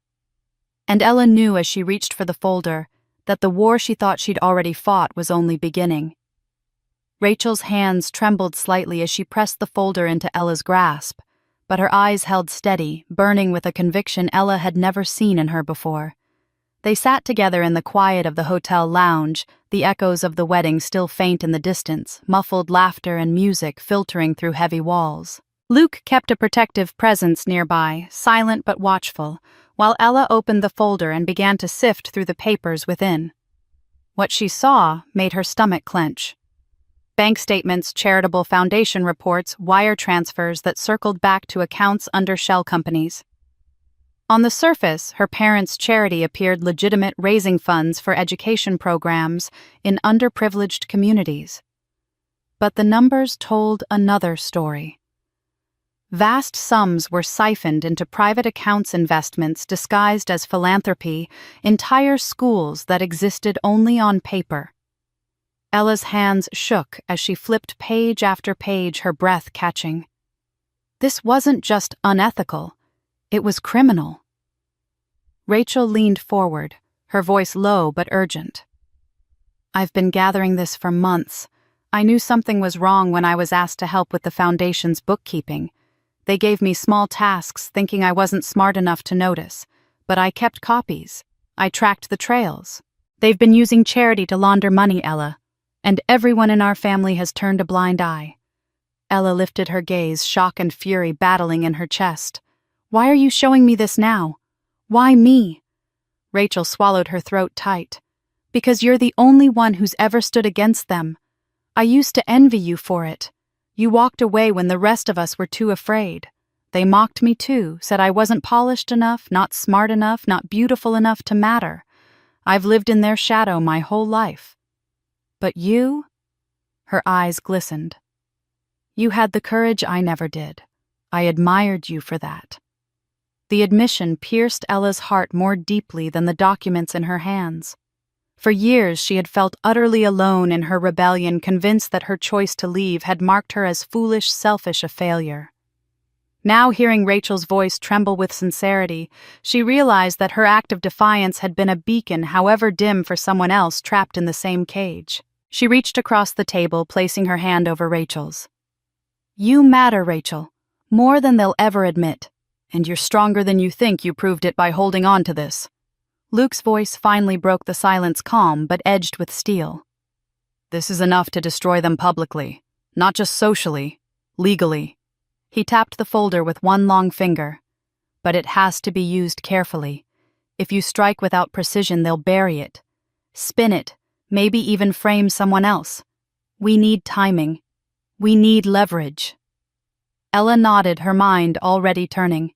She had come to the wedding expecting only to endure humiliation, but now, for the first time, she saw a path not just to survival, but to justice. She and Rachel could be allies, two women long dismissed, underestimated, bound by scars inflicted by the same hands. Together, they could drag the truth into the light. Rachel's face shifted determination, replacing fear. "I don't want to run anymore. I want them to answer for everything they've done." Ella looked at her cousin, then at Luke, and felt something steady take root inside her. This wasn't just about personal vengeance anymore. It was about exposing a rot that had spread through generations, about making sure no one else fell victim to the same lies and manipulations. The three of them leaned close, their voices low, mapping out possibilities. Luke would use his resources discreetly to verify the evidence to ensure no one could claim it was fabricated. Rachel would keep digging for the threads she still had access to. Ella would decide the moment the strike that would wound not only their reputation, but their carefully curated empire. For the first time, she felt not like the outcast, but the center of a movement, the fulcrum around which justice could turn. Her heart pounded with a mixture of fear and exhilaration. They were preparing for war, but not with weapons her family understood. They would fight with truth, with proof, with exposure. The same spotlight her parents had always craved would become the fire that burned them. As Rachel tucked stray papers back into the folder, the sound of voices carried down the hall. Guests were leaving the ballroom, conversations heated, strained, and then a sharper tone cut through the voice of the groom himself. Ella stilled, straining to hear. His words were low, urgent, but clear enough to reach them. "I can't do this, Sophie. Not after what I've just learned about you." The color drained from Rachel's face. Ella sat frozen, the folder clutched tightly in her lap. Whatever was about to unfold, it wouldn't just crack the veneer of her parents' empire. It would tear Sophie's perfect wedding apart, and with it, the fragile image their family had worked so ruthlessly to protect. The ground beneath them was shifting faster than Ella had ever dared hope. The tension in the ballroom had already shifted into a nervous current after Luke's revelation, but when the groom's voice cut through sharp with anger, it was as if every sound drained out of the room at once. He stood rigid in the center of the floor, his face pale, his fists clenched at his sides. Sophie hovered near him, her smile faltering, her eyes darting toward her parents as though they might script her next move. "I can't believe I'm saying this in front of everyone." The groom began, his voice low but trembling with rage. "But I won't stand here pretending anymore. Sophie, you disgust me." A collective gasp rolled through the guests. Sophie's lips parted, her hand rising as if to shush him, but he shook her off violently. Don't you dare touch me. I've kept my mouth shut for weeks, hoping I could forget, hoping I was wrong. But tonight I finally have the courage to say it out loud. You went after another man, not just any man, him." Every head turned toward Luke, who stood tall and silent, his expression unreadable. Ella felt the world tilt beneath her feet, heat rushing into her cheeks. She looked at Luke instinctively, searching his face for denial, for anger, for something. But he did not flinch. He simply met her gaze with steady calm, a quiet plea for trust shimmering in his eyes. The groom's words grew harsher, tumbling out in broken bursts. "You sent him messages, pictures, begging for his attention. My fiancé crawling at the feet of my own cousin's husband, because you found out he wasn't just some farmer, but a man worth more than I'll ever be. I saw the emails, Sophie. I saw the photos. Don't you dare deny it! A shocked murmur broke through the crowd. Women covered their mouths. Men muttered curses. The musicians lowered their instruments. The ballroom became a cauldron of whispers and wide-eyed stares. Sophie's face went crimson, her composure unraveling as she sputtered, "That's not true. You don't understand." It was nothing but her voice cracked under the weight of disbelief circling her like vultures. Her mother gasped, her hand flying to her chest. Her father's jaw tightened, his eyes flashing with fury not at the sin, but at the exposure. And Ella stood frozen, her hands trembling, her heart aching with both shame and fury. She wanted to scream, to lash out, but Luke's stillness anchored her. He had known. He had borne the knowledge in silence to protect her from this moment. And now, with everything laid bare, he refused to strike back, his restraint more powerful than any defense. The groom turned to the crowd, his voice rising with bitter clarity. "You all came here to celebrate a union built on lies. Well, I won't play the fool any longer. The wedding is off. Consider this her true unveiling." With that, he ripped the ring from his finger and hurled it to the ground, the sound of metal striking marble echoing like a final gavel. Gasps gave way to chaos, guests shifting, whispering, phones appearing in hands to capture the spectacle. Sophie crumpled into a chair, her mascara streaking down her cheeks, her sobs high and desperate. Her parents rushed to her side, but their soothing words rang hollow in the thick air of disgrace. The illusion of perfection crafted with such ruthless precision had shattered into shards before 200 witnesses. Ella felt Luke's hand brush against hers, grounding her again. She turned to him, and he leaned close, his voice a whisper meant only for her. "Let them burn in their own fire. We don't need to stay here a second longer." Together they stepped forward, drawing every gaze as they crossed the ruined hall.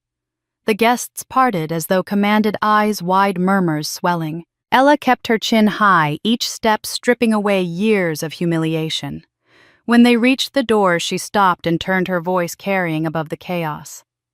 "You called me a barn wife," she said, her tone clear and cutting, "but tonight proves where the rot really lies. Not in barns, not in soil. It's in the heart of this family where love was always conditional and loyalty was always for sale." The words hung heavy, slicing through the noise until silence rippled out once more. Her father's face twisted with rage, her mother's tears sparkled under the light, and Sophie buried her face in her hands. Ella turned away, then her hand tight in Luke's, and together they walked into the night. But as the doors shut behind them, Ella knew this was not an ending. Her family's shame was raw and public, but they would not surrender quietly. There would be consequences, and she would be ready to face them, no matter how far they reached. The ballroom doors closed behind them with a muted thud, shutting out the chaos they left in their wake. Ella's heels clicked softly against the marble floor of the empty corridor as Luke guided her forward, his hand warm and steady in hers. Neither of them spoke at first. The silence felt sacred, as though words would cheapen the gravity of what had just unfolded. For years, Ella had imagined confronting her family, delivering the perfect retort, reclaiming her dignity in a storm of triumph. Yet now, with the taste of victory fresh on her tongue, she found herself strangely unburdened instead of triumphant.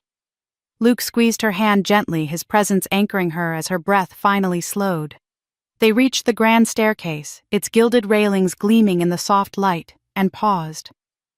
Ella glanced back over her shoulder. Through the doors she could still hear faint echoes, raised voices, gasps, the unmistakable chaos of something breaking apart. Guests were leaving in clusters, their whispers carrying like shards of glass. Sophie's sobs cut through the noise, shrill and broken, while their parents' attempts to hush the scandal only seemed to fuel it further. Ella inhaled deeply, the air cool and refreshing against her lungs after the stifling weight of that ballroom. She leaned closer to Luke, her lips brushing near his ear as she whispered, "I thought I'd feel victorious, but I just feel free." The words surprised even her, but as soon as they were spoken, she knew they were true. It wasn't revenge that filled her chest with warmth, it was release.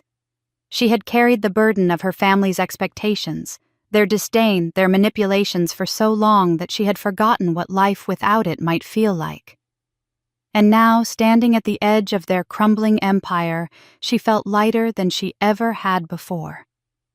Luke turned to her, his eyes soft with understanding.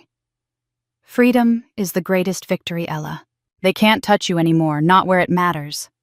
His voice was quiet, but the conviction behind it made her heart ache in a new way, not from pain, but from gratitude. She smiled faintly, letting the truth of his words seep into her bones. As they descended the stairs together, hand in hand, guests scattered around the lobby, their eyes darting between curiosity and discomfort. No one dared approach. Ella walked tall, her shoulders back, her chin high, no longer the outcast to be pitied or mocked, but the woman who had walked away with dignity intact. Luke's presence beside her, steady and unflinching, was proof that she had chosen love over status, truth over appearances, and won.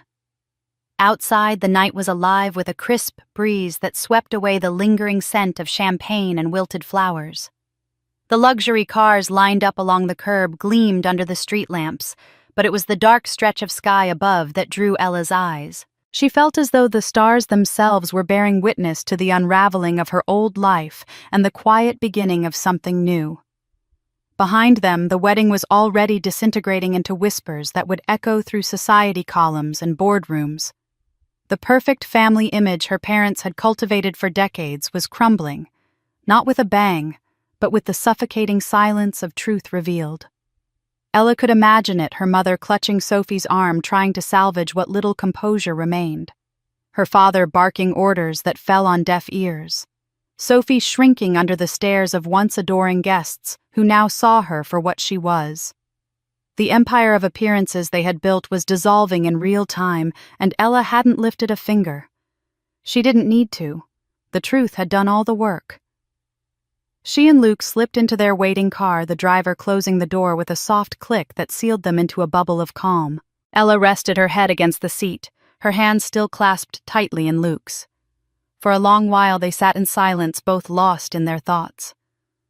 Ella's mind replayed the night's events in flashes, the sting of being called barn wife, the humiliation of her assigned seat by the restroom, the explosion of scandal that ended in Sophie's ruin. Yet none of it haunted her. Instead, each memory now felt like another chain broken, another weight lifted. As the car pulled away from the curb, Ella finally exhaled. She turned to Luke, her eyes searching his profile, etched with strength and patience. "How do you always stay so calm?" she asked softly. Even when everything is collapsing, Luke's lips curved into the faintest smile, his gaze fixed on the passing lights outside. "Because I've lived through worse collapses. What happened tonight is nothing compared to what I've built and what I still need to show you." There was something in his tone, measured, almost cryptic, that stirred Ella's curiosity. She straightened slightly, her brow furrowing. "What do you mean?" Luke glanced at her, then his eyes holding secrets she hadn't yet uncovered. "You've seen glimpses of what I've done, Ella. The land, the company, the work. But you don't yet understand the scope of it. Everything you saw tonight, the helicopter, the acres, the name in Forbes, that was only the surface. Tomorrow I'll take you deeper. I want you to know the full truth of the life we've built together, the life we're still building." Ella's heart skipped, anticipation sparking in her chest. She thought she had already seen the enormity of Luke's world, but the certainty in his voice told her there was far more waiting to be revealed. She turned her gaze to the window, watching the city lights blur into streaks as the car sped forward. For the first time in years, she wasn't looking back. She was leaning into what lay ahead, into a future that promised not just love, but power, legacy, and truth. The ballroom and its wreckage faded behind them, swallowed by the night. Ahead, a horizon of secrets waited, and Ella knew she was finally ready to face them. The morning after the disastrous wedding, Ella awoke with a curious mix of calm and anticipation. The storm of the previous night had passed, and for the first time in years, she felt untethered from her family's grip.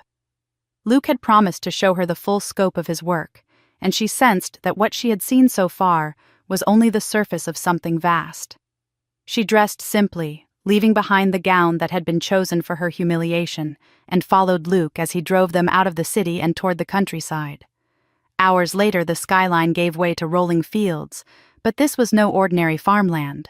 Ahead, sleek glass buildings rose in harmony with greenhouses and wind turbines, their clean lines glinting beneath the sun. The entrance bore the discreet but powerful insignia of Reynolds Agricultural Group. Ella stepped out of the car and felt her breath catch. This wasn't the rustic farmstead she had first known. It was an empire built not only on soil, but on vision. Inside the facility buzzed with energy.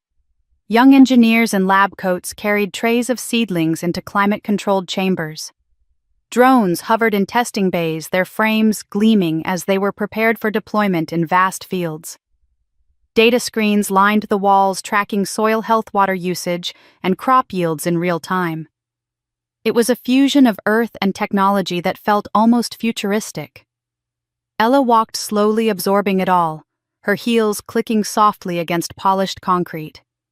She had spent her life designing interiors meant to impress, but this space impressed in a way no penthouse ever could. This wasn't about appearances, it was about transformation. Luke guided her through, his voice steady, but filled with quiet pride. He explained how their systems used AI to predict weather patterns, how soil sensors reduced waste, how their practices had cut water use by 40% while boosting harvests. The world thinks farming is about grit and guesswork, he said, but the future is precision.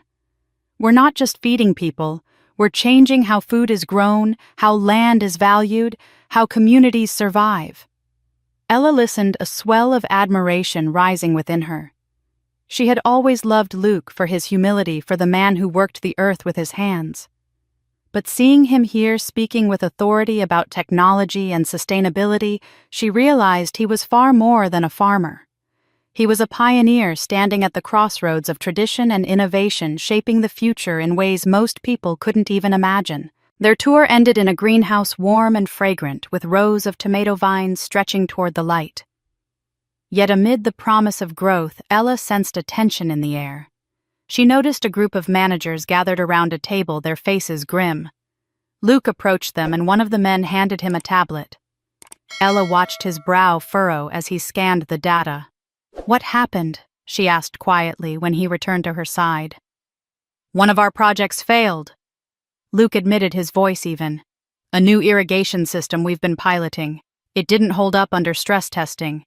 We've invested heavily, and the setback could delay production for months." His tone carried no panic, but Ella saw the weight in his shoulders. For a moment, she felt the old urge to retreat, to let someone else fix the problem the way she had been conditioned in her family's world. But then she stepped forward, her designer's eye catching something the engineers hadn't. What if the problem isn't the system itself, but the layout she suggested? She sketched quickly in the dirt with her finger, reconfiguring the rows to allow for more efficient water flow. "You're thinking in terms of machinery, but what if you treated it like space design? Water needs paths just like people do."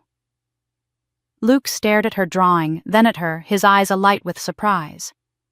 "That's brilliant," he said softly. "Sometimes it takes a fresh eye to see the simplest solution." For the first time, Ella felt herself not just as an observer, but as a partner. The realization stirred something deep inside her, a sense of belonging she had never felt in her family's world of titles and wealth. Here, her ideas mattered. Here, she could build, contribute, and be valued for her mind as well as her heart.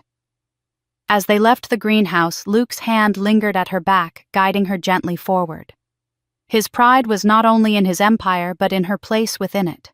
Ella felt her admiration deepen, not only for the man who had defended her at the wedding, but for the visionary who had built something that could outlast generations. By the time evening fell, the sun casting a golden glow across the fields, Ella was overwhelmed not by the size of Luke's empire, but by the depth of his purpose. They returned to the farmhouse where a table had been set outside, beneath strings of soft lights. Candles flickered against the dusk, and the scent of lavender drifted from the garden. It was simple, yet intentional, a space crafted not for grandeur, but for intimacy. Luke pulled out a chair for her, his eyes searching hers with a quiet intensity that made her heart skip. Ella realized with sudden clarity that this night would not be like any other. It wasn't about land or power or revenge, it was about something more timeless. A moment that could redefine not just their love, but the life they would build together. And as the first stars appeared overhead, she knew that the night ahead carried a weight she had only begun to understand.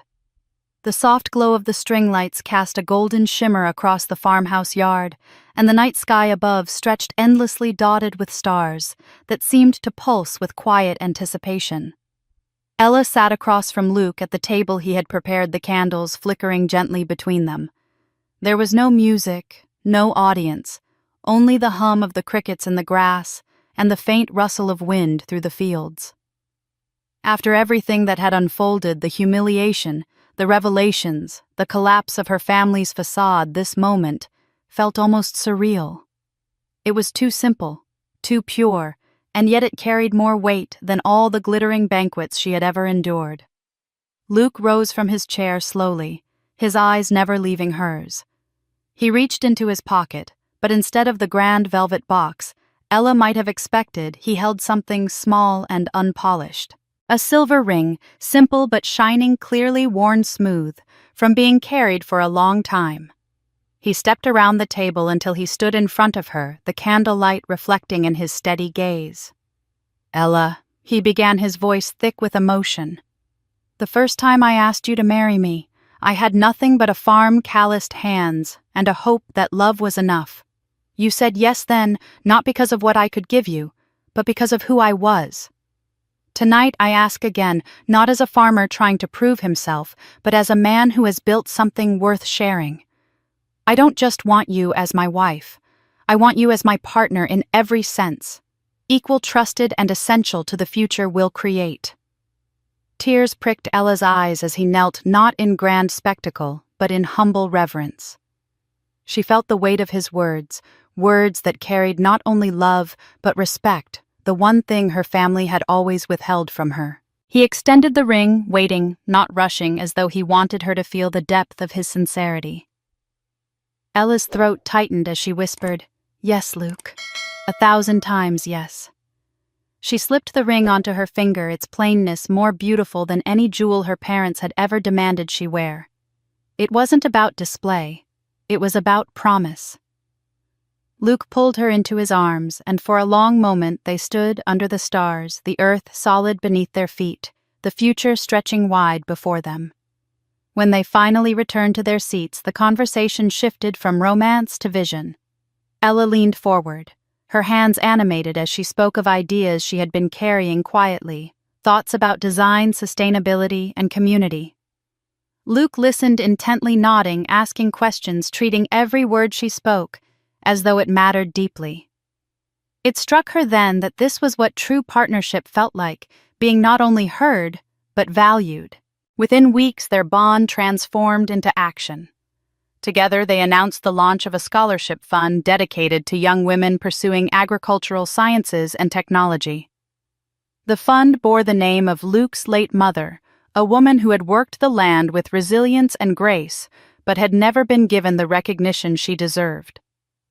At the press conference, Ella stood proudly beside Luke as he spoke of honoring his mother's legacy, of opening doors for women who would change the future of farming. When Ella took the podium, she spoke of her own journey of being dismissed and underestimated, and of how education had the power to free women from cages built by others. The audience responded with thunderous applause, not because she was flawless, but because she was real. The scholarship quickly gained traction, drawing attention from universities, nonprofits, and even policymakers. Donations poured in, inspired by the combination of Luke's vision and Ella's authenticity. For the first time, Ella felt herself not as the daughter who had disappointed her family, but as a woman shaping a legacy alongside the man she loved. Every press clipping, every letter of thanks from a student was proof that they were building something that would last beyond themselves. Yet amid the triumph, a shadow remained at the edges of Ella's thoughts. She knew her family would not vanish quietly. Their power had been shaken, their reputation fractured, but they were cunning and relentless. It was only a matter of time before they tried to claw back some semblance of control. Her suspicion was confirmed one quiet afternoon when Rachel appeared at the farmhouse once more. She carried a slim envelope, her expression grave. "I wasn't sure if I should give this to you," she admitted, her voice low, "but you deserve to know. This could change everything." She placed the envelope in Ella's hands. The weight of it felt disproportionate to its size, as though the paper contained a storm waiting to be unleashed. Ella looked down, her pulse quickening as possibilities surged through her mind. The scholarships, the farm, her life with Luke, these were her future. But whatever lay sealed in this envelope was tied to her past, a past that refused to stay buried. She glanced at Luke, his steady eyes urging her to be strong. She inhaled deeply, bracing herself. The time for freedom had come, but perhaps so had the time for final reckoning. Ella carried the envelope upstairs to Luke's office, her fingers trembling as though the weight of it might burn through her skin. The farmhouse was quiet, Rachel having left with only a whispered plea for Ella to look closely before deciding what to do. Luke followed silently, giving her space, but staying near his presence steady. She spread the papers across the wide oak desk, the lamplight throwing sharp shadows over the black ink and neat columns of numbers. The first pages were financial statements from the family's foundation. To the public, it was a charity lauded for its efforts in education and housing. To the trained eye, the figures told another story. Ella had grown up watching her father manage accounts at the dinner table, listening to the cadence of numbers, the way he twisted them into narratives that served him. Tonight she felt that same sick rhythm echoing through these papers. Huge donations appeared to flow into scholarships, but the funds were rerouted through shell companies, then quietly siphoned back into her parents' private accounts. The charity wasn't charity at all, it was a front, a gleaming mask for theft. She felt nausea rise, but she forced herself to keep reading. And then she noticed it, a single line in one ledger, a date that didn't match an entry, shifted by a day that shouldn't have been possible. To anyone else it was a clerical mistake, but Ella knew better. That day she had been at a gala where her father had boasted about the record-breaking funds raised. She remembered the check presented on stage with cameras flashing. Yet here in black and white was the proof that the check had never gone to the school. It had vanished, swallowed into a numbered account overseas. Her pulse raced. For the first time she felt not like a bystander to her family's corruption, but an active witness. She had found the crack in the facade herself. "Luke," she whispered, her voice tight. "This is the piece they can't explain away. It's not just unethical, it's fraud with evidence. They forged entire records to hide it." Luke's hand rested lightly on her shoulder. "Then we have enough. We'll bring in a lawyer, someone who can build the case properly. But Ella," his voice softened, "it has to be your choice. This isn't just business. This is family. If we move forward, there's no going back. They'll face prison, disgrace, ruin. Or you can bury it and keep living free without dragging it all into the light. It's your call." The room felt colder as his words settled in. Ella sank into the chair, her eyes fixed on the damning pages spread before her. For so long she had dreamed of this moment, of having the power to strike back, to hold them accountable for the years of cruelty and manipulation.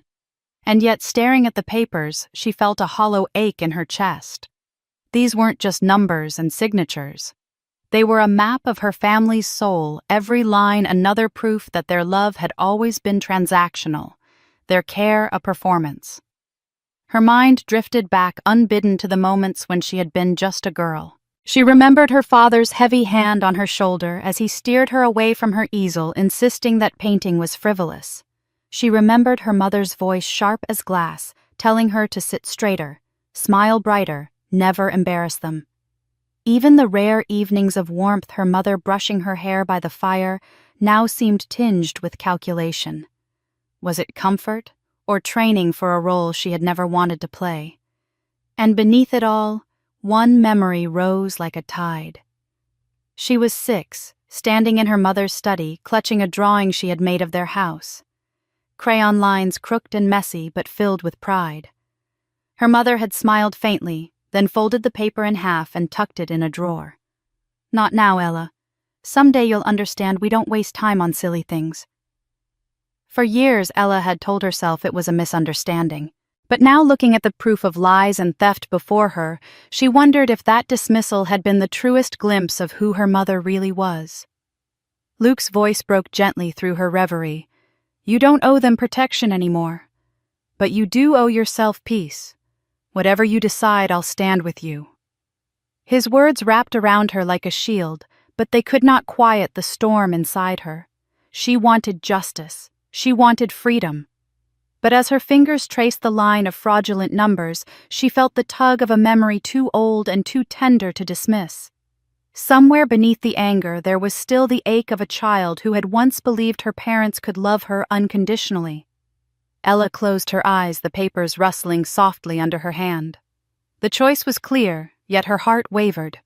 Because just when she thought she had escaped every chain, a single memory from childhood pulled her back into doubt. Ella sat in the quiet of Luke's office long after the lamp had burned low, the incriminating papers still spread across the desk like an open wound. She tried to let the numbers speak for themselves, to focus on the neat lines of fraud and forgery, but her mind drifted unbidden to a softer place. A memory she had long tucked away came to her with surprising clarity, the sound of her mother's voice humming faintly, the scratch of a pencil on paper, and her small hands trying to imitate graceful strokes. She had been no more than 7, sitting at the kitchen table while her mother for once had time to spare. Instead of brushing her off, she had placed her hand gently over Ella's and guided the pencil into a curve. Like this, her mother had set her tone patient, almost tender. For a few rare afternoons that year they had drawn together. Flowers, houses, even a clumsy attempt at a horse. It had felt like love, then pure and uncomplicated. The recollection warmed her for a moment before the present snapped it away, because that tenderness had never lasted. By the following season, her mother had dismissed art as childish distraction, replacing sketchbooks with etiquette lessons, the gentle humming with sharp corrections about posture and diction. The memory of being guided in love had always been overshadowed by years of being steered in control. Sitting in the lamplight, Ella felt the ache of longing for what those early days had promised, but never delivered. She pushed back from the desk, pacing the room as her emotions tangled. Part of her wanted to cling to that memory, to believe there had once been something real beneath her mother's rigid mask. But the rest of her, the woman who had endured sneers, manipulations, and outright betrayals, knew better. Her parents had never once come to her with true remorse. They had never admitted their cruelty, never asked for forgiveness. Their only apologies had been laced with excuses, their only kindness calculated for advantage.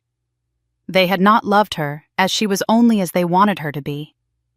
Luke entered quietly, leaning against the doorframe as he watched her wrestle with herself.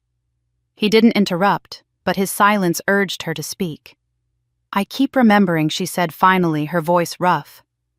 "There were moments, tiny fleeting moments, when I thought they loved me. When she held my hand and taught me to draw, I believed it. But it wasn't real, not really. Because if it had been, it wouldn't have vanished the moment I stopped fitting their plan. If they had truly loved me, they would have seen me even when I wasn't perfect." Her voice broke and she pressed her palms against her eyes, furious at herself for still bleeding over people who had never cared enough to heal her wounds. Luke crossed the room and placed his hands on her shoulders, steady and warm. "You don't have to forgive them," he said gently. "Not for what they've done, not for what they've stolen. But you can decide how to answer it. Justice doesn't have to be vengeance, Ella. It can be truth." She drew in a long, shaky breath, letting his words settle inside her. The idea of dragging them through court, watching them face handcuffs and prison cells, was tempting. She imagined the headlines, the public disgrace. Yet another part of her recoiled at the thought, not out of mercy for them, but for herself. Prison would make them martyrs in their own minds, victims of her cruelty. It would keep her bound to them, fighting endless battles in legal halls. What she wanted was not to tether herself to their downfall, but to sever herself from them completely. Slowly, clarity began to form. "They don't need jail," she said, her voice steadier now. "But their reputation will pay. That's all they ever cared about. The image, the illusion of respectability.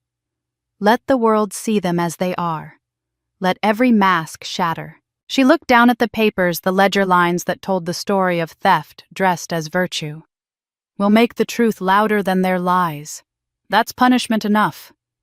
Luke's eyes softened, pride and sorrow mingling as he nodded. "Then that's what we'll do. Not for revenge, but for freedom. For you." Ella exhaled deeply, as though the decision itself lifted a stone from her chest. She wasn't choosing forgiveness, but she wasn't choosing chains of bitterness either. She was choosing exposure, the light of truth burning away the shadows her family had hidden behind. For the first time, she felt that her story wasn't about their power anymore. It was about hers. Rachel returned the following day, and Ella told her of the decision. Relief flashed across her cousin's face, mingled with fierce determination. Together with Luke's guidance, they began to plan the next step, not courtrooms, but cameras. Not indictments, but headlines.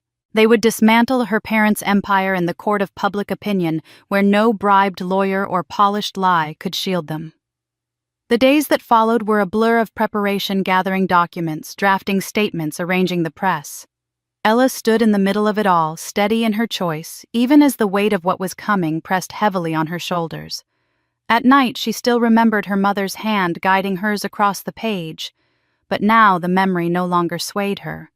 It was only a reminder of what could have been and what never was. The morning of the press conference arrived crisp and clear, the farmhouse buzzing with quiet urgency. Ella stood before the mirror, adjusting the simple blazer she had chosen. No pearls, no designer labels, nothing of her family's trappings. Only herself, plain and unadorned, carrying the truth in her hands. Luke entered behind her, his reflection steady at her side. "Are you ready?" he asked softly. She met her own eyes in the glass and nodded. "I'm ready." Outside, cameras waited, reporters gathered like vultures sensing a storm. And Ella stepped forward, knowing that with her words the world would finally see her parents not as pillars of society, but as the frauds they had always been. The conference hall in downtown Manhattan buzzed with the restless energy of anticipation. Every major outlet had sent their best reporters, their cameras poised on tripods, their microphones bristling across the stage.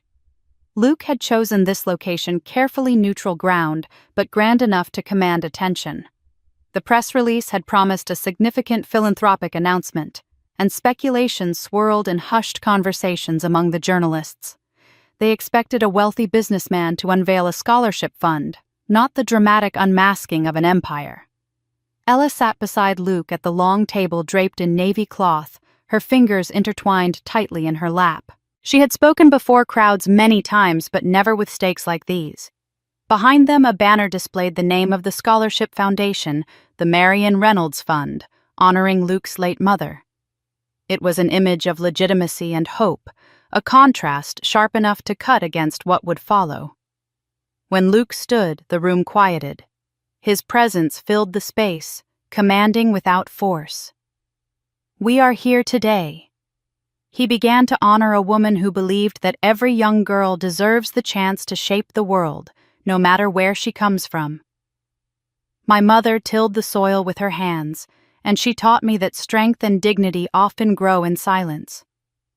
To carry that legacy forward, Ella and I are establishing the Marion Reynolds Fund for Women in Agriculture. This scholarship will empower young women to enter a field too long closed to them." Applause rippled, warm and sincere. Cameras flashed, pens scribbled. But Luke lifted a hand, and the room hushed once more. "That is not all," he said, his tone shifting. The timbre of his voice grew harder, cutting through the air. "Because it is impossible to celebrate true philanthropy without confronting falsehoods that corrupt it. Too many have built their reputations on the suffering of others, hiding theft behind the mask of charity." At his signal, a screen lit up behind him. Charts, documents, and bank records appeared in sequence, projected in stark detail. A man in a tailored suit, introduced as the head of an independent investigative firm, took the podium. His voice was calm, clinical, but each word struck like a hammer. Over the last decade, the Whitmore Foundation, managed by Mr. and Mrs. Whitmore, has funneled millions of dollars in donations not to schools or housing projects as claimed, but into private accounts and offshore holdings. The evidence is indisputable. They presented themselves as philanthropists. But we present them to you now as frauds. Gasps rippled through the audience. Headlines were already being drafted in reporters' minds. On the screen, the phrase appeared in bold, "The faux philanthropists." The label was brutal, simple, unforgettable. Ella felt her heart pound as she scanned the faces in the crowd. Shock, curiosity, even anger reflected back at her. And then, in the second row, she saw her. A girl of maybe 19 sitting stiffly clutching a notebook. Her hair was pulled back too tight, her blazer too stiff for her frame. Ella knew that posture, that attempt to fit into a mold that never fit. The girl's wide eyes met hers for a fleeting moment, and Ella recognized the expression, the same mixture of longing and suffocation she had once carried as a teenager. It was like looking into a mirror of her younger self, silent and small, desperate to be enough. Something inside Ella hardened.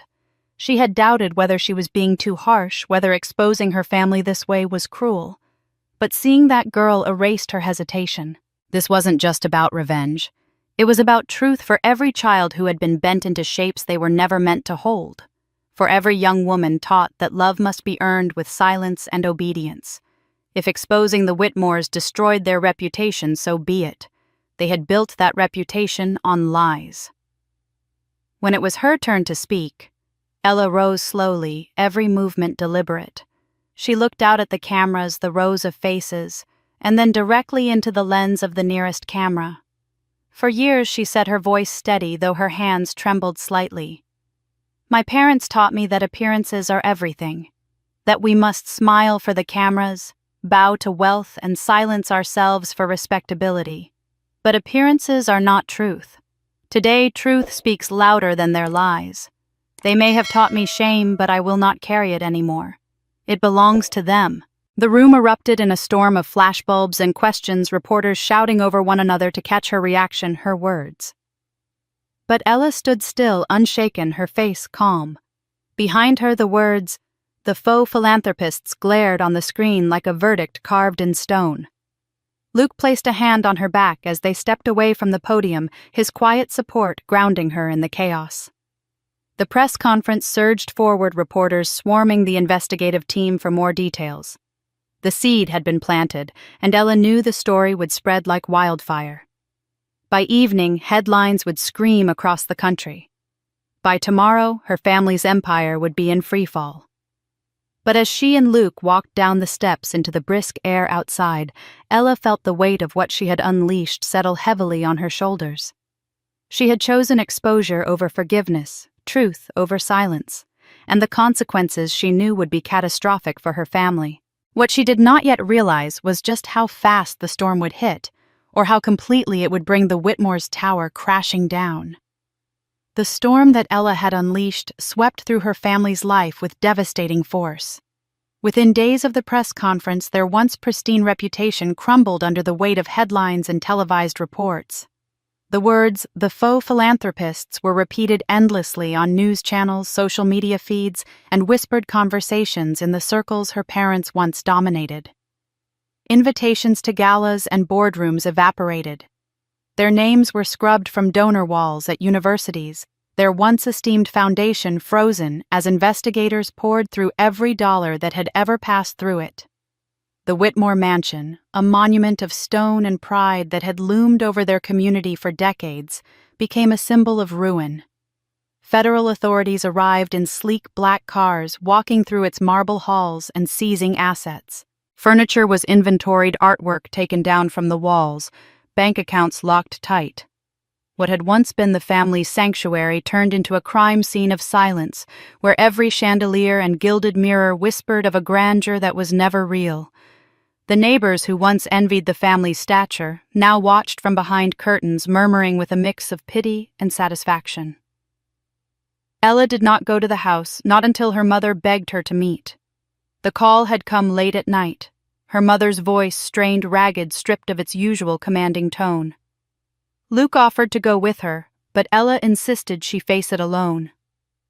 When she walked into the parlor where she had once been scolded for sitting improperly, she saw her mother collapsed into an armchair, her once impeccable hair disheveled, her pearls absent. Her eyes were swollen, her hands trembling as she reached out. "Ella," she whispered, "please. We can fix this. You're successful now. Powerful even. You could help us. You could save us." For a fleeting moment, Ella saw not the matriarch who had dictated her life, but an aging woman terrified of losing everything. But the plea was not for reconciliation. It was for survival, for preservation of the mask they had worn so long. Ella's jaw tightened as she shook her head. "You're asking for forgiveness without truth. You don't want to change. You just want the world to believe the lie again." Her mother's hand dropped, her sobs echoing in the cold room. Then her father entered, his face red with anger rather than shame. He paced the room, his voice booming as though volume could rewrite reality. "This is not our fault," he barked. "This is the world's fault. The media, the vultures, they tear down anyone who dares to succeed. We gave our lives to appearances, and this is how they repay us. Ruthless, heartless. It's the world that's cruel. Ella, not us."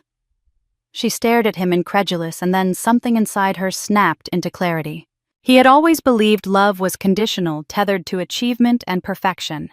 It had been his doctrine drilled into her since childhood. Ella rose from her chair, her voice steady but edged with steel. "No, Father. You taught me that only winners are worth love. That's the only truth you ever gave me. And now you've lost, so you've lost everything." The silence that followed was heavy, her words hanging in the air like a verdict neither of them could overturn. Her father turned away, muttering under his breath, but her mother's sobs deepened a sound not of remorse, but of despair at her crumbling empire.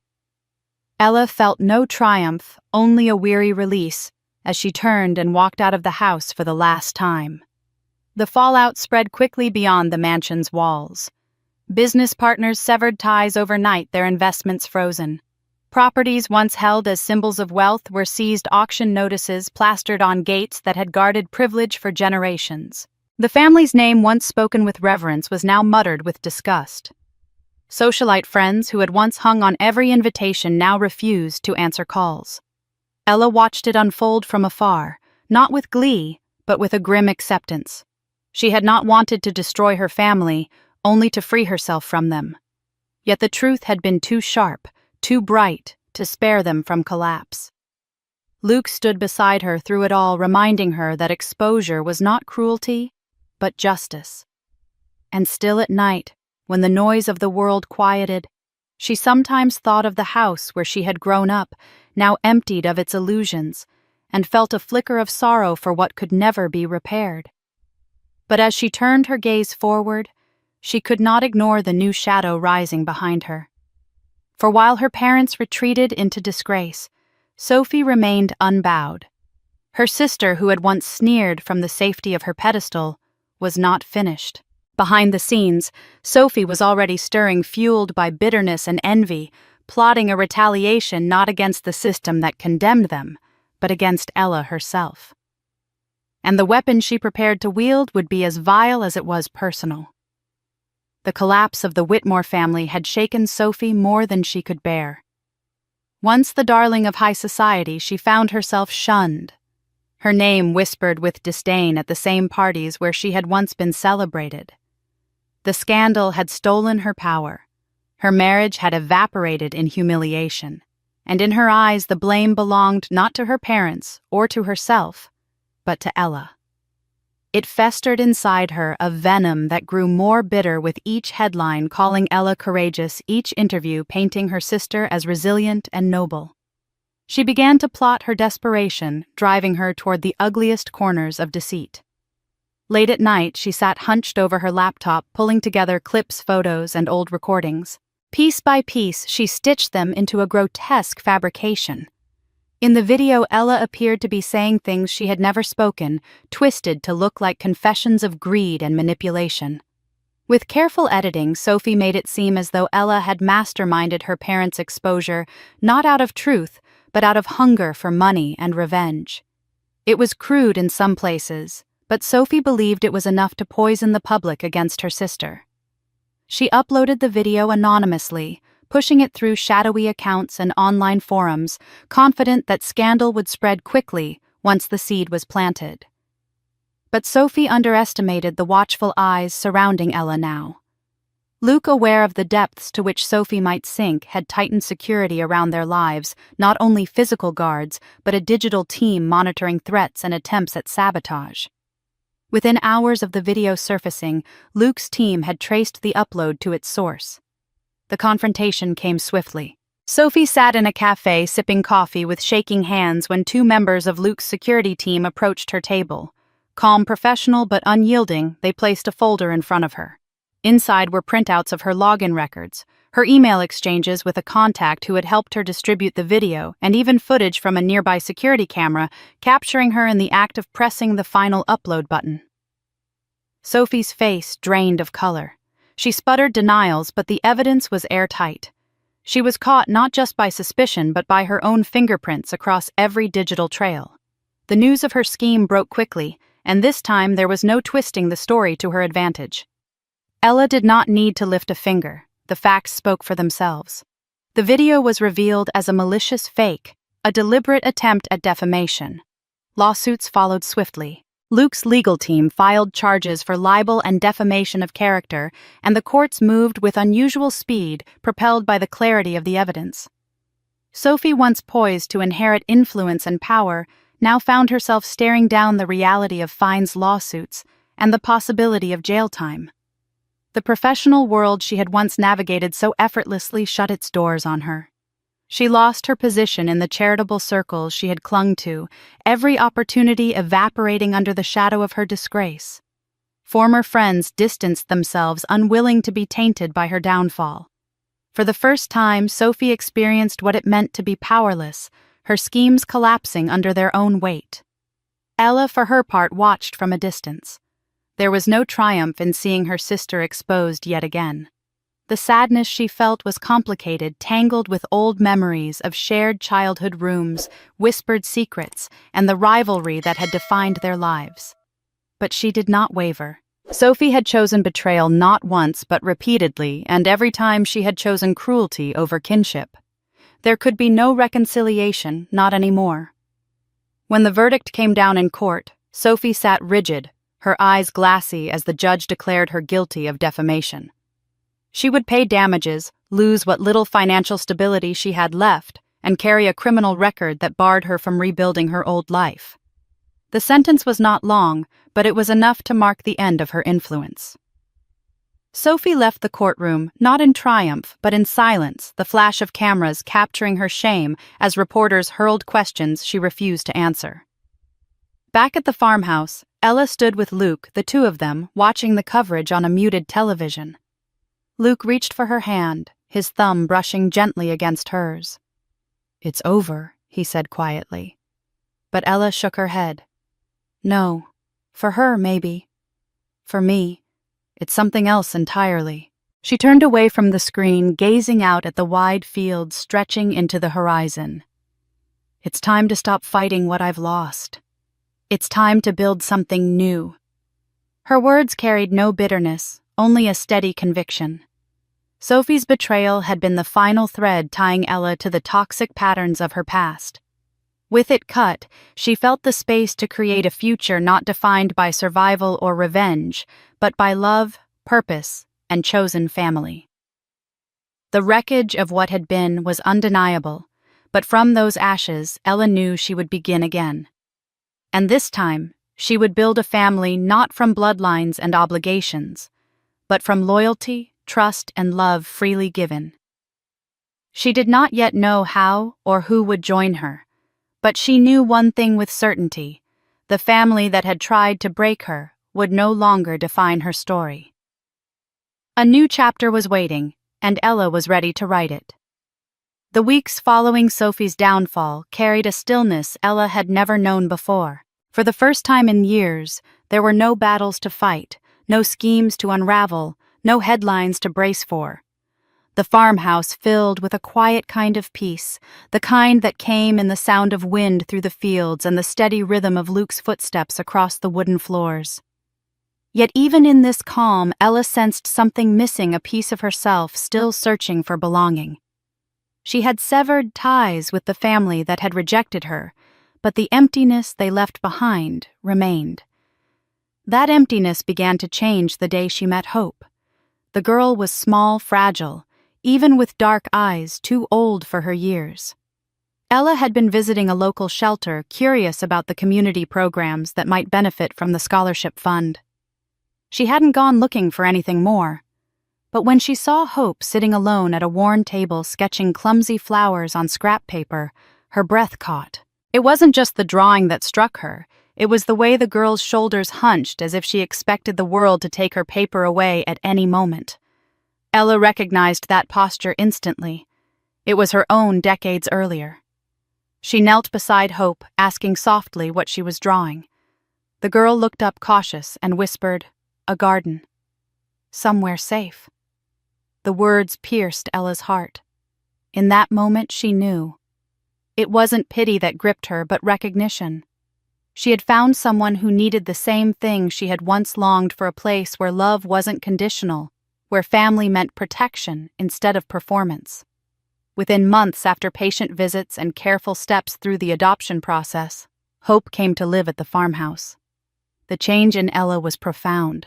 Her days filled with new rhythms, packing lunches, helping with homework, finding joy in the simple questions Hope asked as they walked the fields together. At night, she would watch the girl sleep, her chest rising and falling in the steady calm of safety, and Ella felt a fierce tenderness she had never known. Hope wasn't a replacement for what Ella had lost, but a reminder that family could be chosen and that love was not limited by blood. At the same time, Rachel's place in Ella's life deepened. Having been the first to bring forward the evidence of the Whitmores' corruption, Rachel had proven her loyalty not just with words, but with courage. Ella recognized her cousin's resilience and offered her more than gratitude, she offered her responsibility. Appointing Rachel as director of the scholarship fund was not only a reward, but an affirmation. Together they shaped the program into something remarkable, building bridges between young women and opportunities that had once been barred. In meetings, Ella often watched Rachel with quiet pride, marveling at how the girl once overlooked at family dinners had blossomed into a leader. To Ella, Rachel had become more than a cousin. She was the sister she had always needed, the kind who stood not in rivalry but in solidarity. One evening, after a long day spent reviewing applications for the scholarship, Ella sat on the porch with Luke, the dusk painting the sky in shades of amber and violet. Hope played in the yard, her laughter carrying across the field as she chased fireflies. Rachel had just left after dinner, promising to return the next morning with new ideas for outreach. Ella leaned into Luke's shoulder, her heart swelling with something she couldn't quite name. It wasn't triumph, though victory had been hard won. It wasn't even relief, though peace was precious. It was fullness, the feeling of belonging at last. Luke, sensing her quiet reflection, spoke softly. "You didn't lose a family," he said, his voice steady and certain. "You built one." Tears welled in Ella's eyes, not of sadness, but of gratitude. He was right. The people who had tried to define her worth had failed. But in their failure, she had discovered something stronger. With Luke, with Hope, with Rachel, she had created a family grounded not in status or control, but in love, freely given and fiercely protected. It was not the family of her birth, but the family of her choosing. As the stars began to appear above the fields, Ella felt for the first time that her story was no longer about surviving what had been done to her, but about shaping what would come after. She smiled as Hope ran up the porch steps, holding out her cupped hands to reveal a single glowing firefly. Ella laughed, brushing her daughter's hair back from her face, and thought, this is what it means to be home. But peace, however cherished, is never without interruption. The following morning, as Ella sifted through mail at the kitchen table, her fingers froze on an envelope bearing handwriting she knew too well. The script was sharp, deliberate, the same that had signed countless rules and decrees in her childhood. Her father's handwriting. The paper trembled slightly in her grasp as she slid the letter free. Inside a single page waited the words poised to pierce through the fragile calm she had built. Whatever lay written there would not be casual. It would be a test, one final tug on the threads of her heart.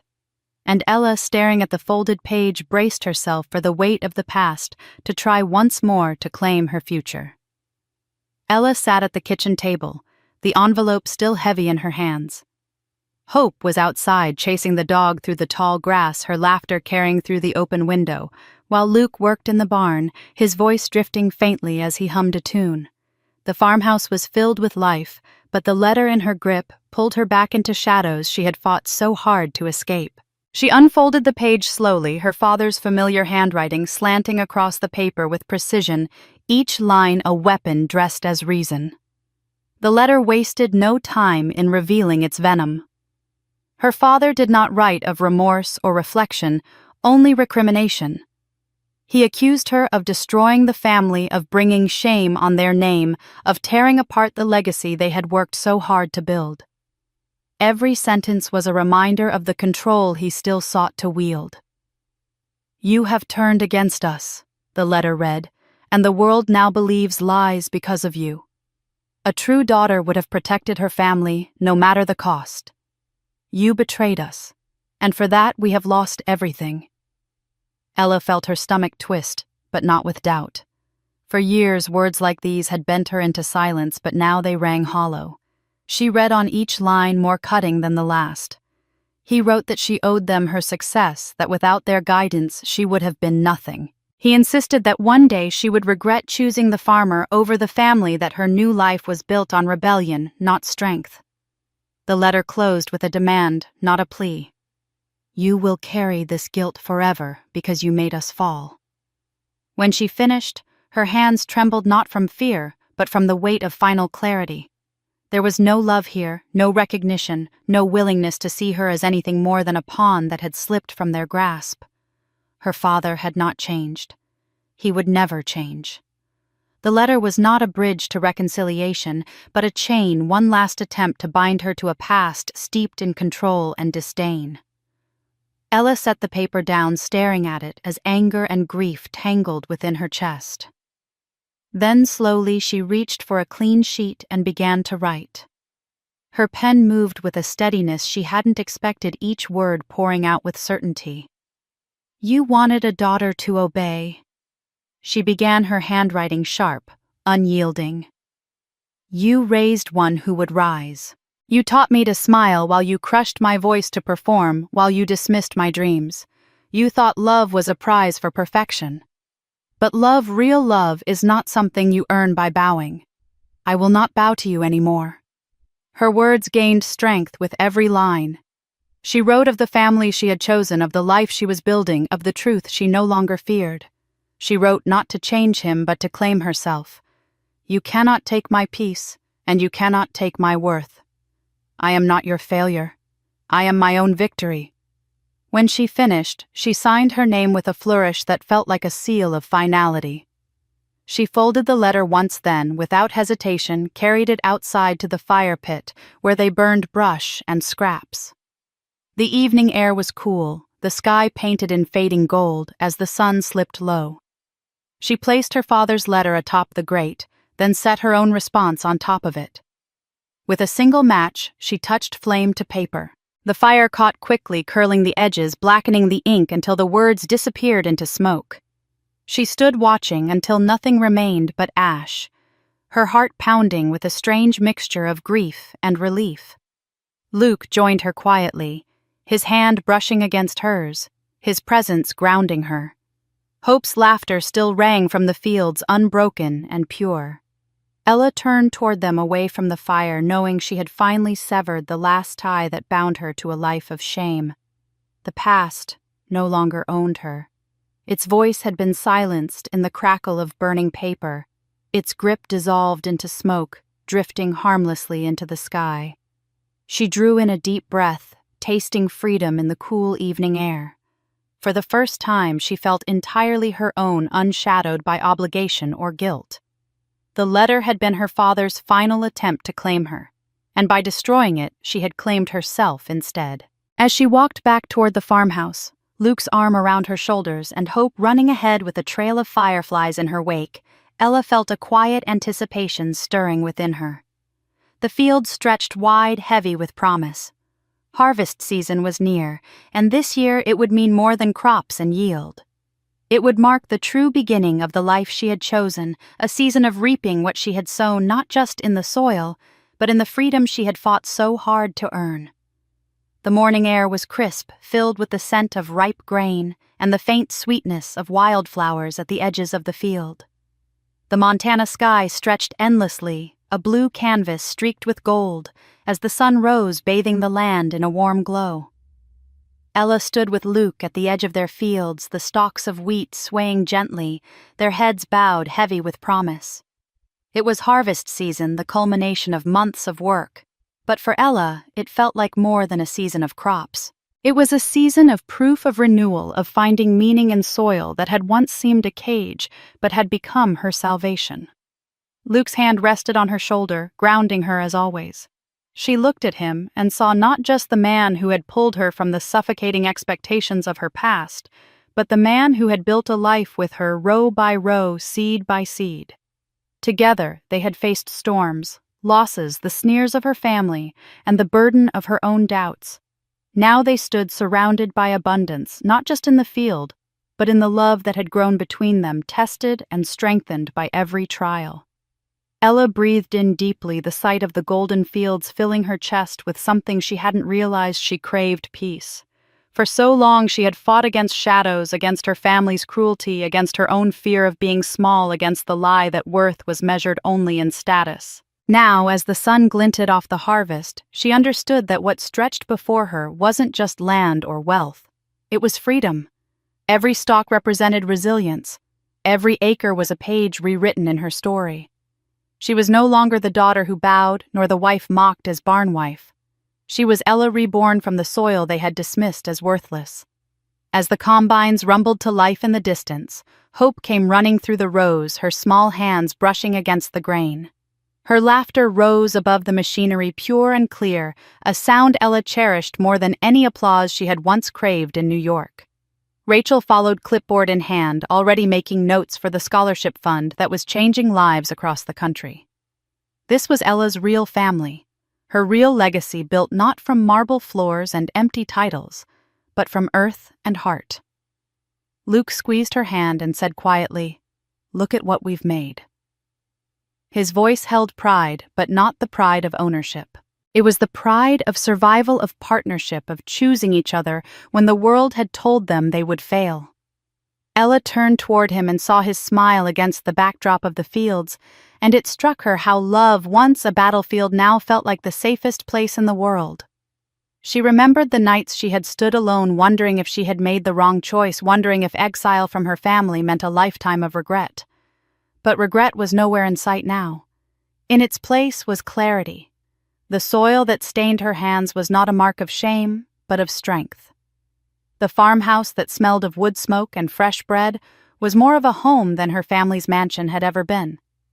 She realized she had not just survived her family's rejection, she had outgrown it. The harvest stretched into the evening machines, moving rhythmically across the land as the light turned amber, then crimson. Ella stood with Luke and Hope watching the last of the wheat being collected. She felt tears prick her eyes, not from sorrow but from gratitude. The journey had been brutal at times, but it had led her here to this moment where she could finally say she had found the light beyond the darkness. As the stars began to emerge, Ella sat on the porch with Luke, their hands intertwined. Hope fell asleep in her lap, a bundle of trust and promise. The hum of the countryside surrounded them, and Ella let the quiet fill her, a quiet that was not emptiness, but fullness. She whispered softly, almost to herself. "We made it. We found the light." Luke kissed her temple in answer, saying nothing because nothing more needed to be said. just when Ella thought her heart was content to remain in this bubble of peace. The phone on the porch table buzzed. Rachel picked it up and walked over, her expression unreadable. "Ella," she said slowly, "you need to hear this. A journalist from a major network wants to feature your story. Not Luke's empire, not the scandal with your family, but your journey. They want the world to hear it." Ella froze, the weight of those words pressing into her. For years her family had tried to silence her, to reduce her to a shadow, to strip her voice away. Now the world was asking her to speak, to step into the light, not as a victim, but as the woman she had become. She looked at Luke, then at Hope, asleep in her arms, then out at the fields glowing faintly under the moonlight. She had found peace here, but perhaps her story was not meant to remain only on this land. Perhaps it was time to let the world know that even from the soil others mocked, something extraordinary could bloom. And as that thought took root, Ella felt the stirrings of a new beginning, one that would carry her voice far beyond the fields of Montana. The scholarship fund was no longer just an idea scribbled on Luke's desk, or a dream murmured between Ella and him under the stars. It had become a living, breathing legacy, carrying the name of Luke's late mother and spreading hope across the country. Dozens of young women who might never have set foot in a university classroom were now enrolled, their futures crackling with possibility. Ella watched them gather for the first annual scholarship banquet, their faces bright with nervous excitement, their voices carrying that mix of fear and determination she remembered so well in herself. One girl stood out that evening. Her name was Clara, a shy 19-year-old from Kansas who clutched her speech in trembling hands.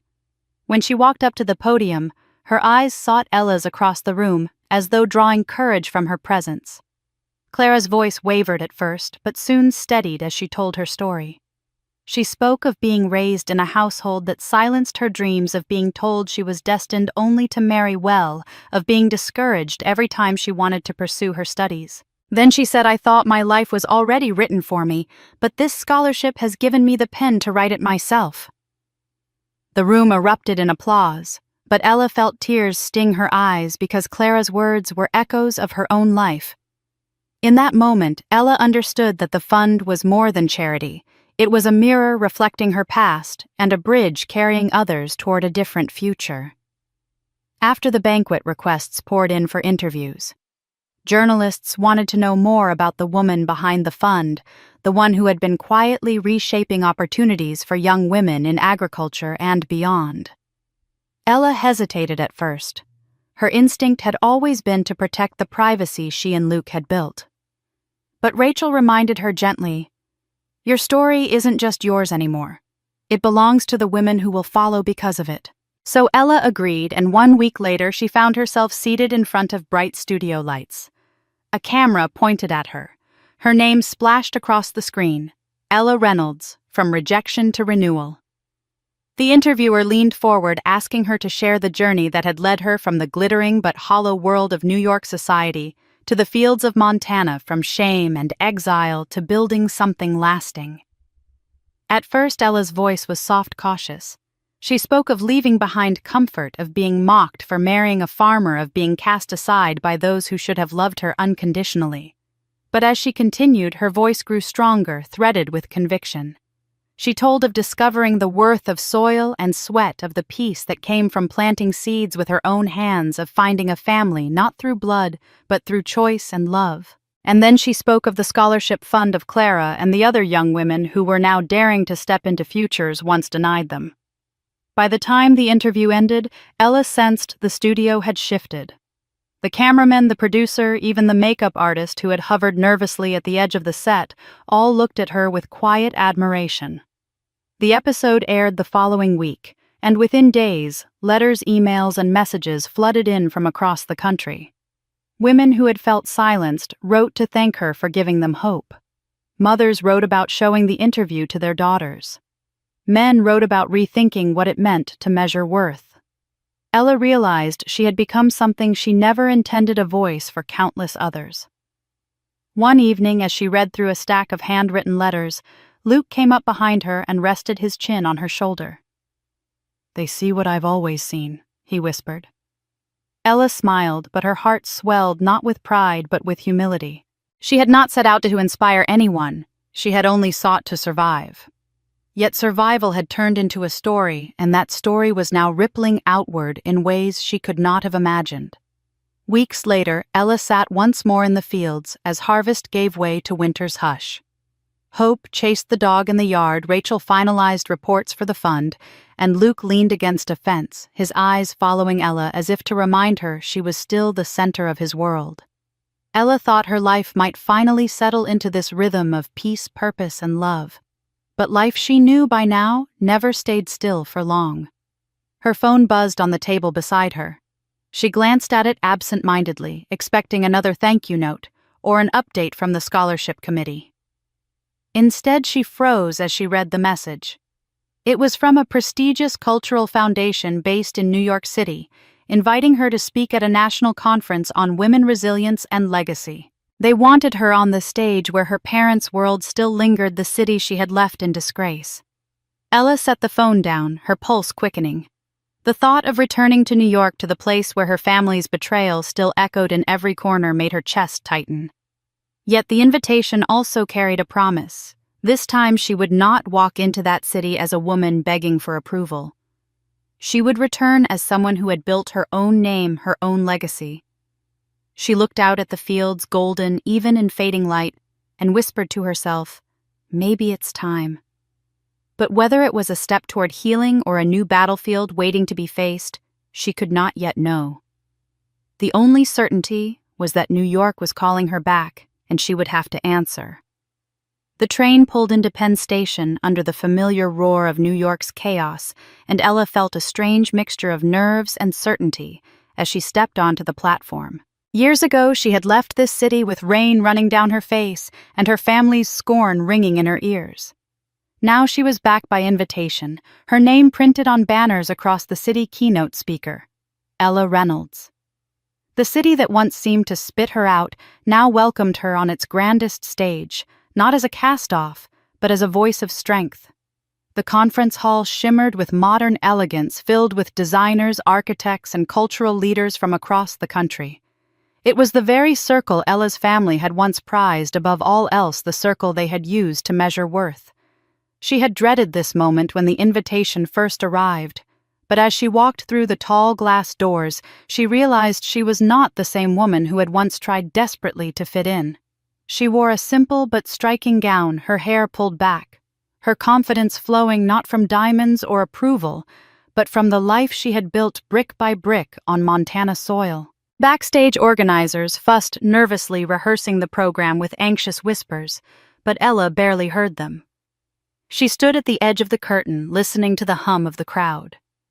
There was no trace of her parents' presence here, no whispers of their name, no glances toward their influence. Their downfall was complete, their legacy, nothing but ashes, and the city had moved on without them. For Ella, the absence was not bitter. It was liberating. When her name was announced, a murmur rippled through the crowd. Ella stepped into the light, her heels striking the stage floor with steady rhythm. The applause was polite at first, the kind given to any keynote speaker, but when she began to speak, the room stilled into silence. She did not deliver a lecture about design trends or industry insights. Instead, she told her story. She spoke of designing rooms that looked perfect but felt empty, of living under expectations that had no space for her soul. She told them of the ridicule she had endured for loving a man who worked the land, of being cast out and called names that cut to her bones. And then she told them of the farm of the soil under her nails, of finding meaning in sunsets and in rebuilding not just a home but herself. Her words were not dramatic, but they were true, and truth carried more weight than any grand performance. She described how she learned that design wasn't about perfection or prestige. It was about creating spaces that held love and authenticity. The scholarship fund, the work with young women, the community she had built with Luke and Rachel, all of it flowed into her speech like pieces of a mosaic. By the time she finished, the room was silent. Then slowly, people rose to their feet. The applause began as a ripple and swelled into thunder. They were not clapping for a pedigree or a family name. They were clapping for her. For Ella, who had risen from the soil they had once mocked. She stood tall, letting the applause wash over her, not as validation, but as acknowledgement. She had needed no one's permission to arrive here, and she needed no one's approval to remain.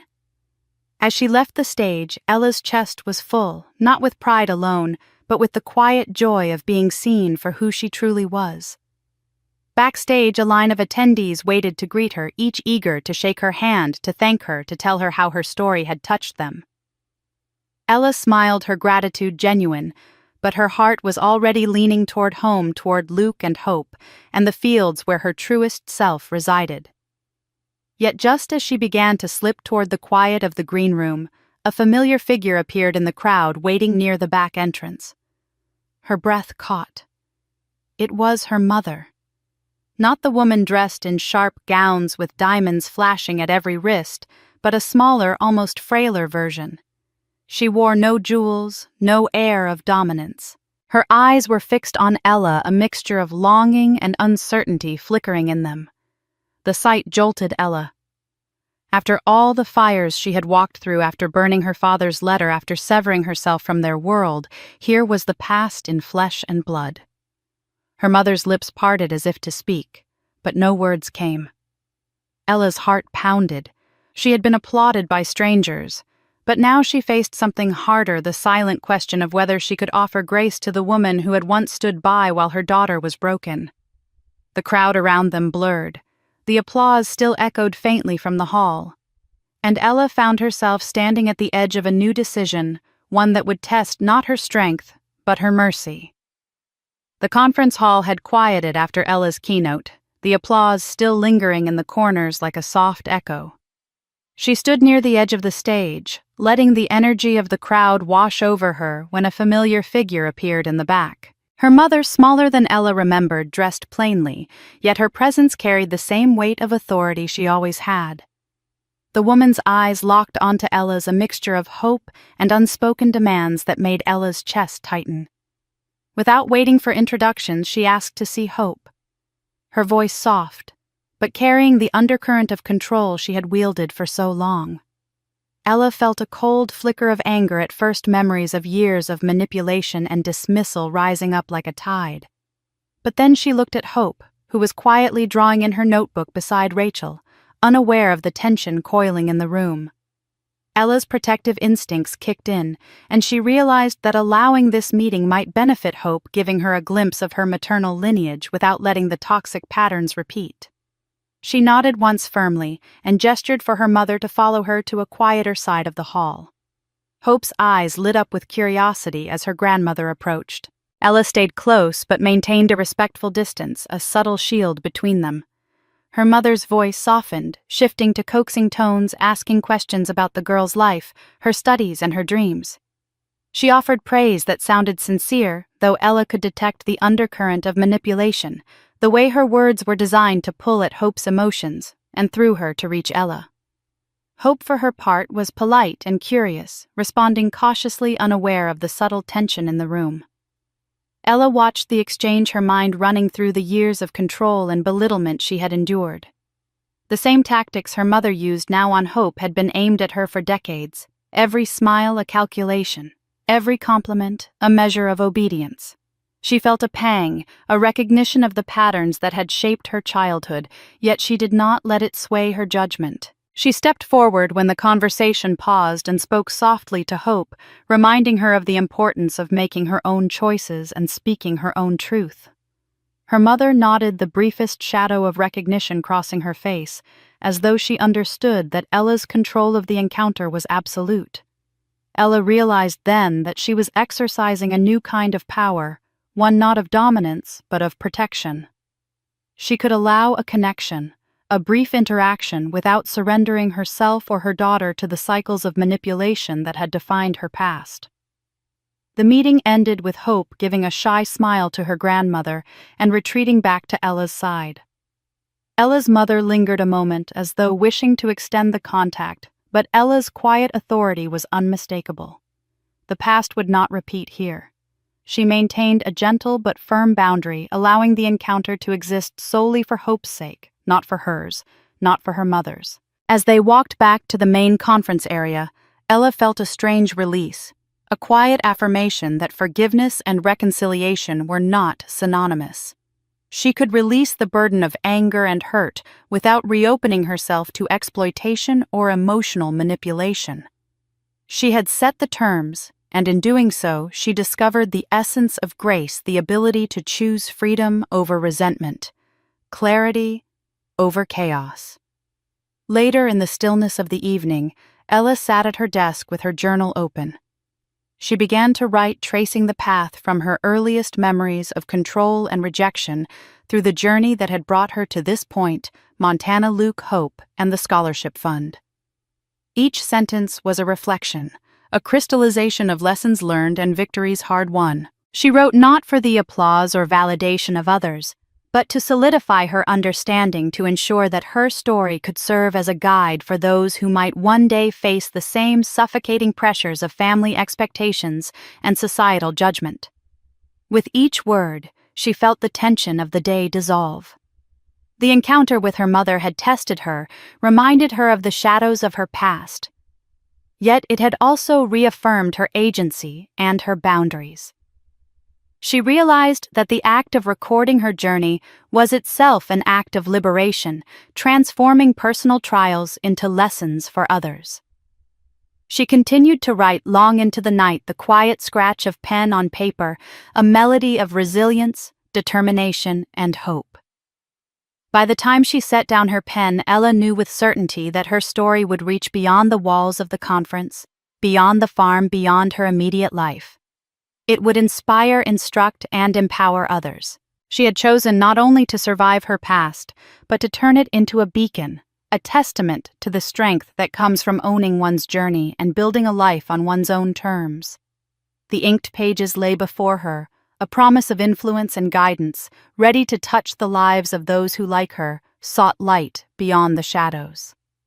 Ella sat at her writing desk, the late afternoon sun streaming through the tall windows of the farmhouse, casting long shadows across the pages of her manuscript.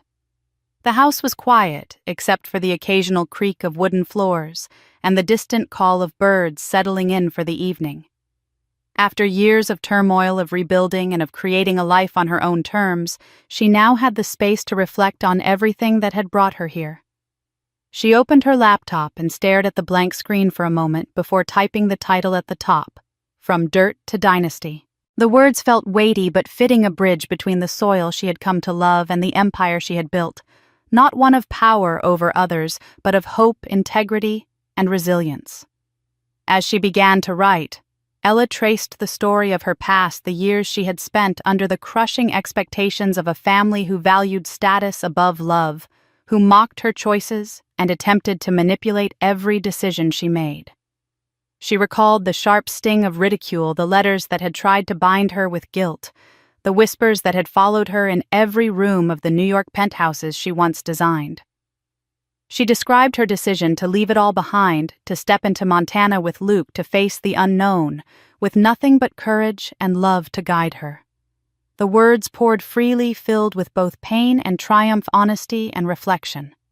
She wrote about Luke, the steady presence who had never asked her to change for him, who had shown her the true meaning of partnership. She wrote about Hope, the little girl who had taught her that family was not inherited but chosen, and Rachel, whose loyalty had proven that love and support could be found beyond the confines of blood. Each sentence was a testament to survival, to the lessons she had carved from adversity. Ella realized as she typed that her story was not a recounting of vengeance but a chronicle of healing. Success had never been about proving her family wrong. It had been about proving to herself that she could remain whole despite their attempts to diminish her. She detailed the creation of the Scholarship Fund, the lives it touched, the opportunities it provided to girls like Clara, who would otherwise never have been given a voice. Her triumphs in New York, her keynote speeches, and the attention she received from national media were not accolades for besting her family. They were milestones in a life rebuilt, a life that refused to be broken. Luke walked quietly into the room, his presence a grounding force as he leaned against the doorway. He had been observing her, watching as the words flowed across the screen, and he spoke softly, almost reverently. "You've built something extraordinary, Ella. Not because of them, but because of you."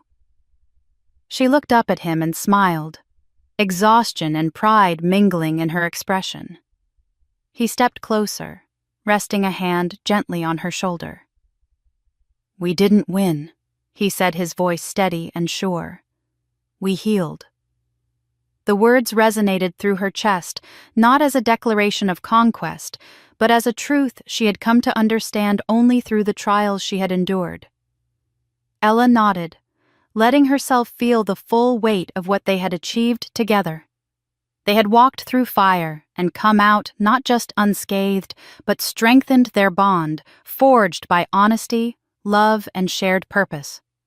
The empire they had built was not one of intimidation or control, but of opportunity, compassion, and resilience. Each chapter she wrote was another brick laid in a foundation of integrity, ensuring that her story would serve as both record and guide for those who might follow. As the sun dipped lower, bathing the room in warm amber light, Ella paused and looked out the window toward the fields beyond. The wheat swayed gently in the evening breeze, a living reminder of the life she had nurtured from the ground up. She realized that the greatest lessons she had learned were not found in courtrooms or conferences, not in recognition from strangers, or the collapse of her family's empire, but in the quiet moments of everyday life, planting seeds with her own hands, watching Hope laugh, and sharing a meal with Luke at the end of a long day. The victories she understood were not in proving others wrong, they were in proving to herself that she could live fully, freely, and lovingly, despite all she had endured. She leaned back in her chair and allowed herself a moment of contentment. She understood now that healing was ongoing, a practice as much as an achievement. Forgiveness was not for those who had hurt her, it was for her to release the lingering shadows of the past and make room for new light. She imagined the faces of the girls whose lives would be changed by her scholarship fund, the letters of gratitude, the future they would carve for themselves. That vision filled her with a quiet joy, a sense of purpose that was deeper and more enduring than any fleeting triumph. Ella reached for a cup of tea, setting it beside her laptop, and watched as the first stars began to twinkle over the fields. She felt the stillness settle around her, the rhythm of the land and the life she had chosen, harmonizing into a profound sense of belonging. There was no need for applause, no need for validation beyond the soft, unwavering love of those who had stood beside her. She had survived, she had built, and she had healed. As she closed her laptop and stepped toward the porch, Luke at her side and Hope skipping ahead into the twilight, Ella took a deep breath, feeling the cool evening air fill her lungs. It was in these quiet, ordinary moments that the meaning of her journey crystallized. The triumphs and trials, the betrayals and victories, the heartbreak and resilience, all converged into a simple truth. Life's deepest significance often resides not in grandeur or spectacle, but in the ordinary, in the peace of standing firmly in your own power, and in the ability to nurture love and growth from what was once barren. She smiled, feeling the earth beneath her feet, the wind in her hair, and the steady presence of her family she had chosen.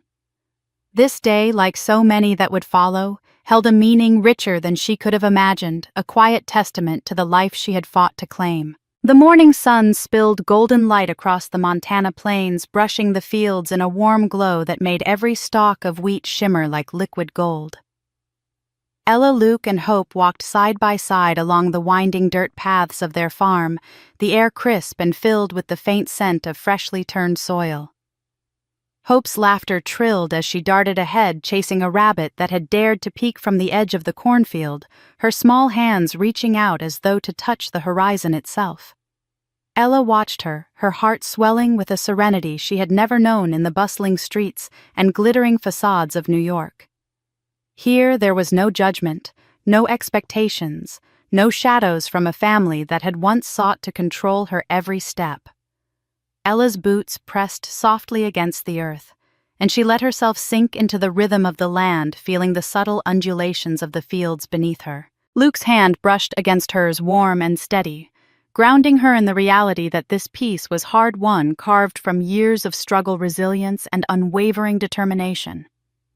They moved together through rows of wheat that glowed in the sunlight, the golden grains whispering in the breeze. each stalk a testament to the labor and love poured into this land. This was more than a farm. It was a sanctuary, a living symbol of the life they had built together, rooted in honesty, in patience, in mutual respect, and in a commitment to nurturing growth not just from soil, but from one another.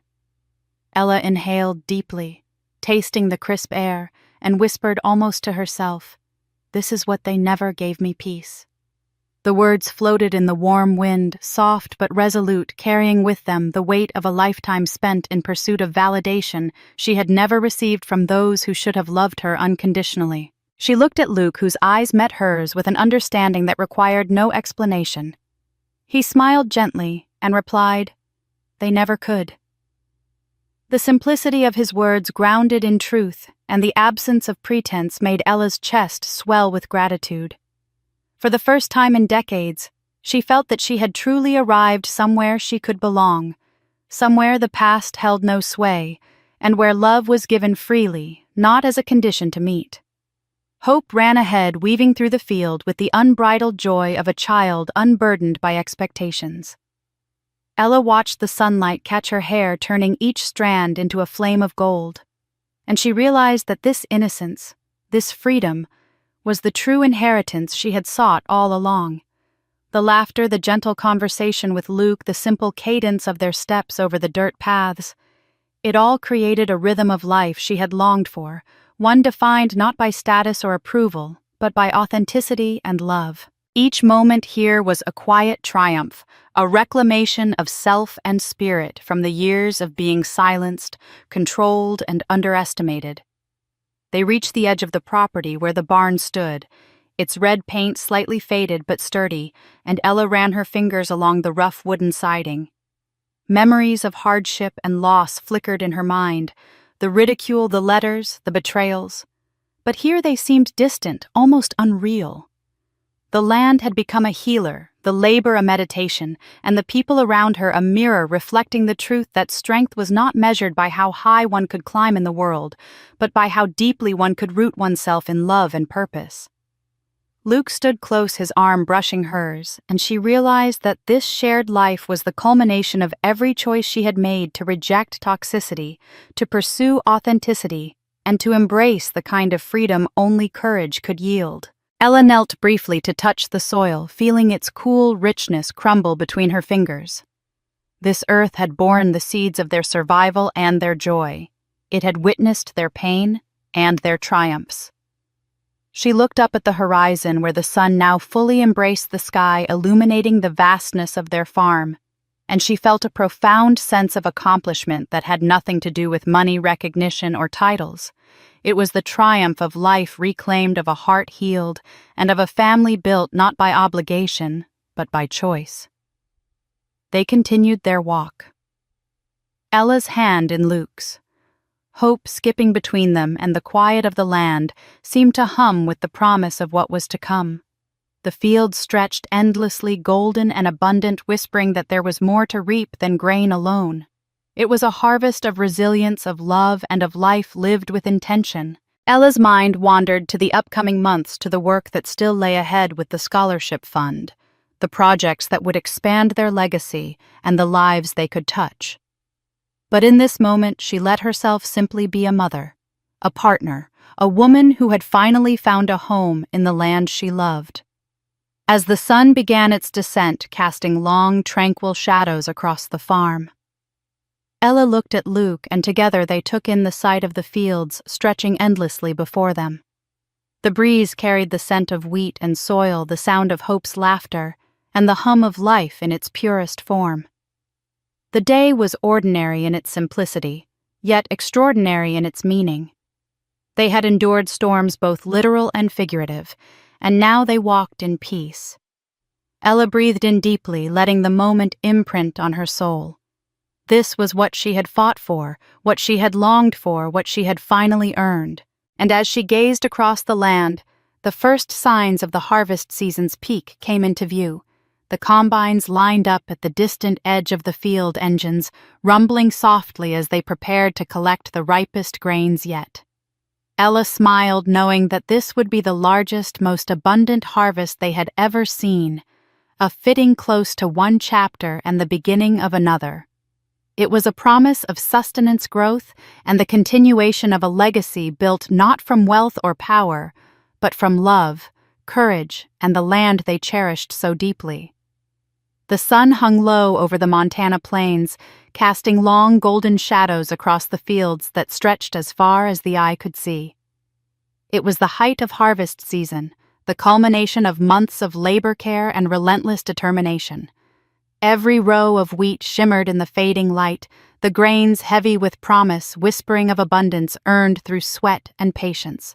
Ella stood at the center of it all, hands resting on the soft soil, breathing in the earthy scent that had become synonymous with freedom, with life, with the story she had chosen to write for herself.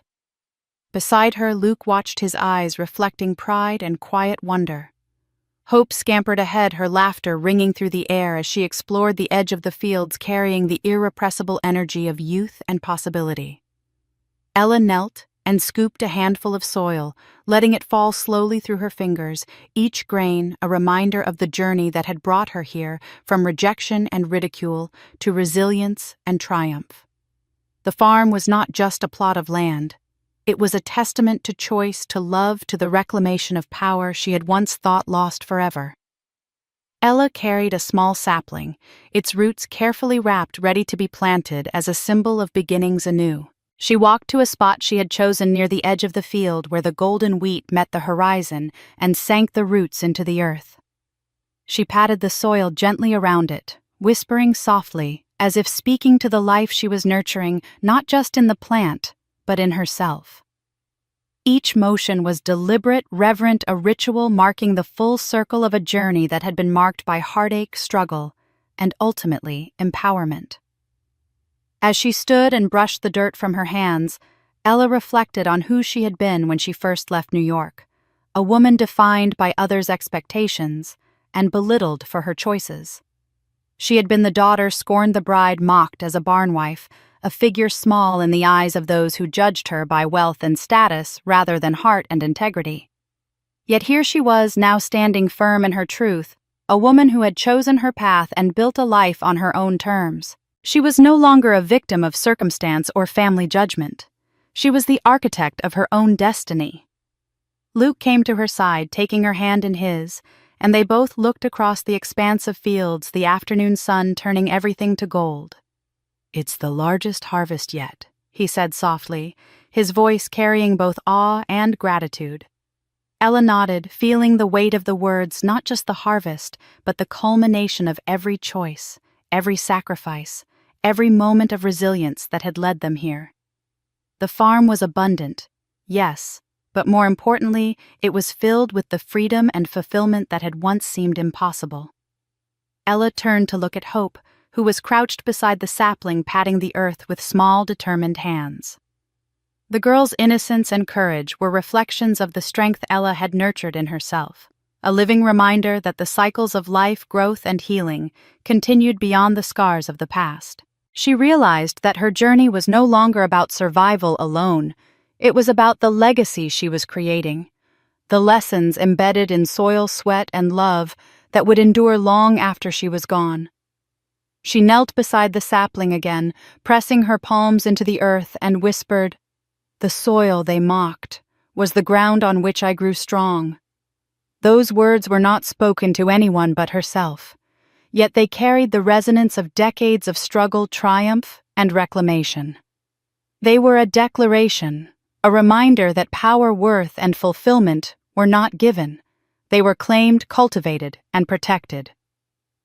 As the last rays of sunlight stretched across the horizon, casting a warm glow over the golden fields, Ella looked to Luke and Hope, her chosen family, and felt a profound sense of completeness.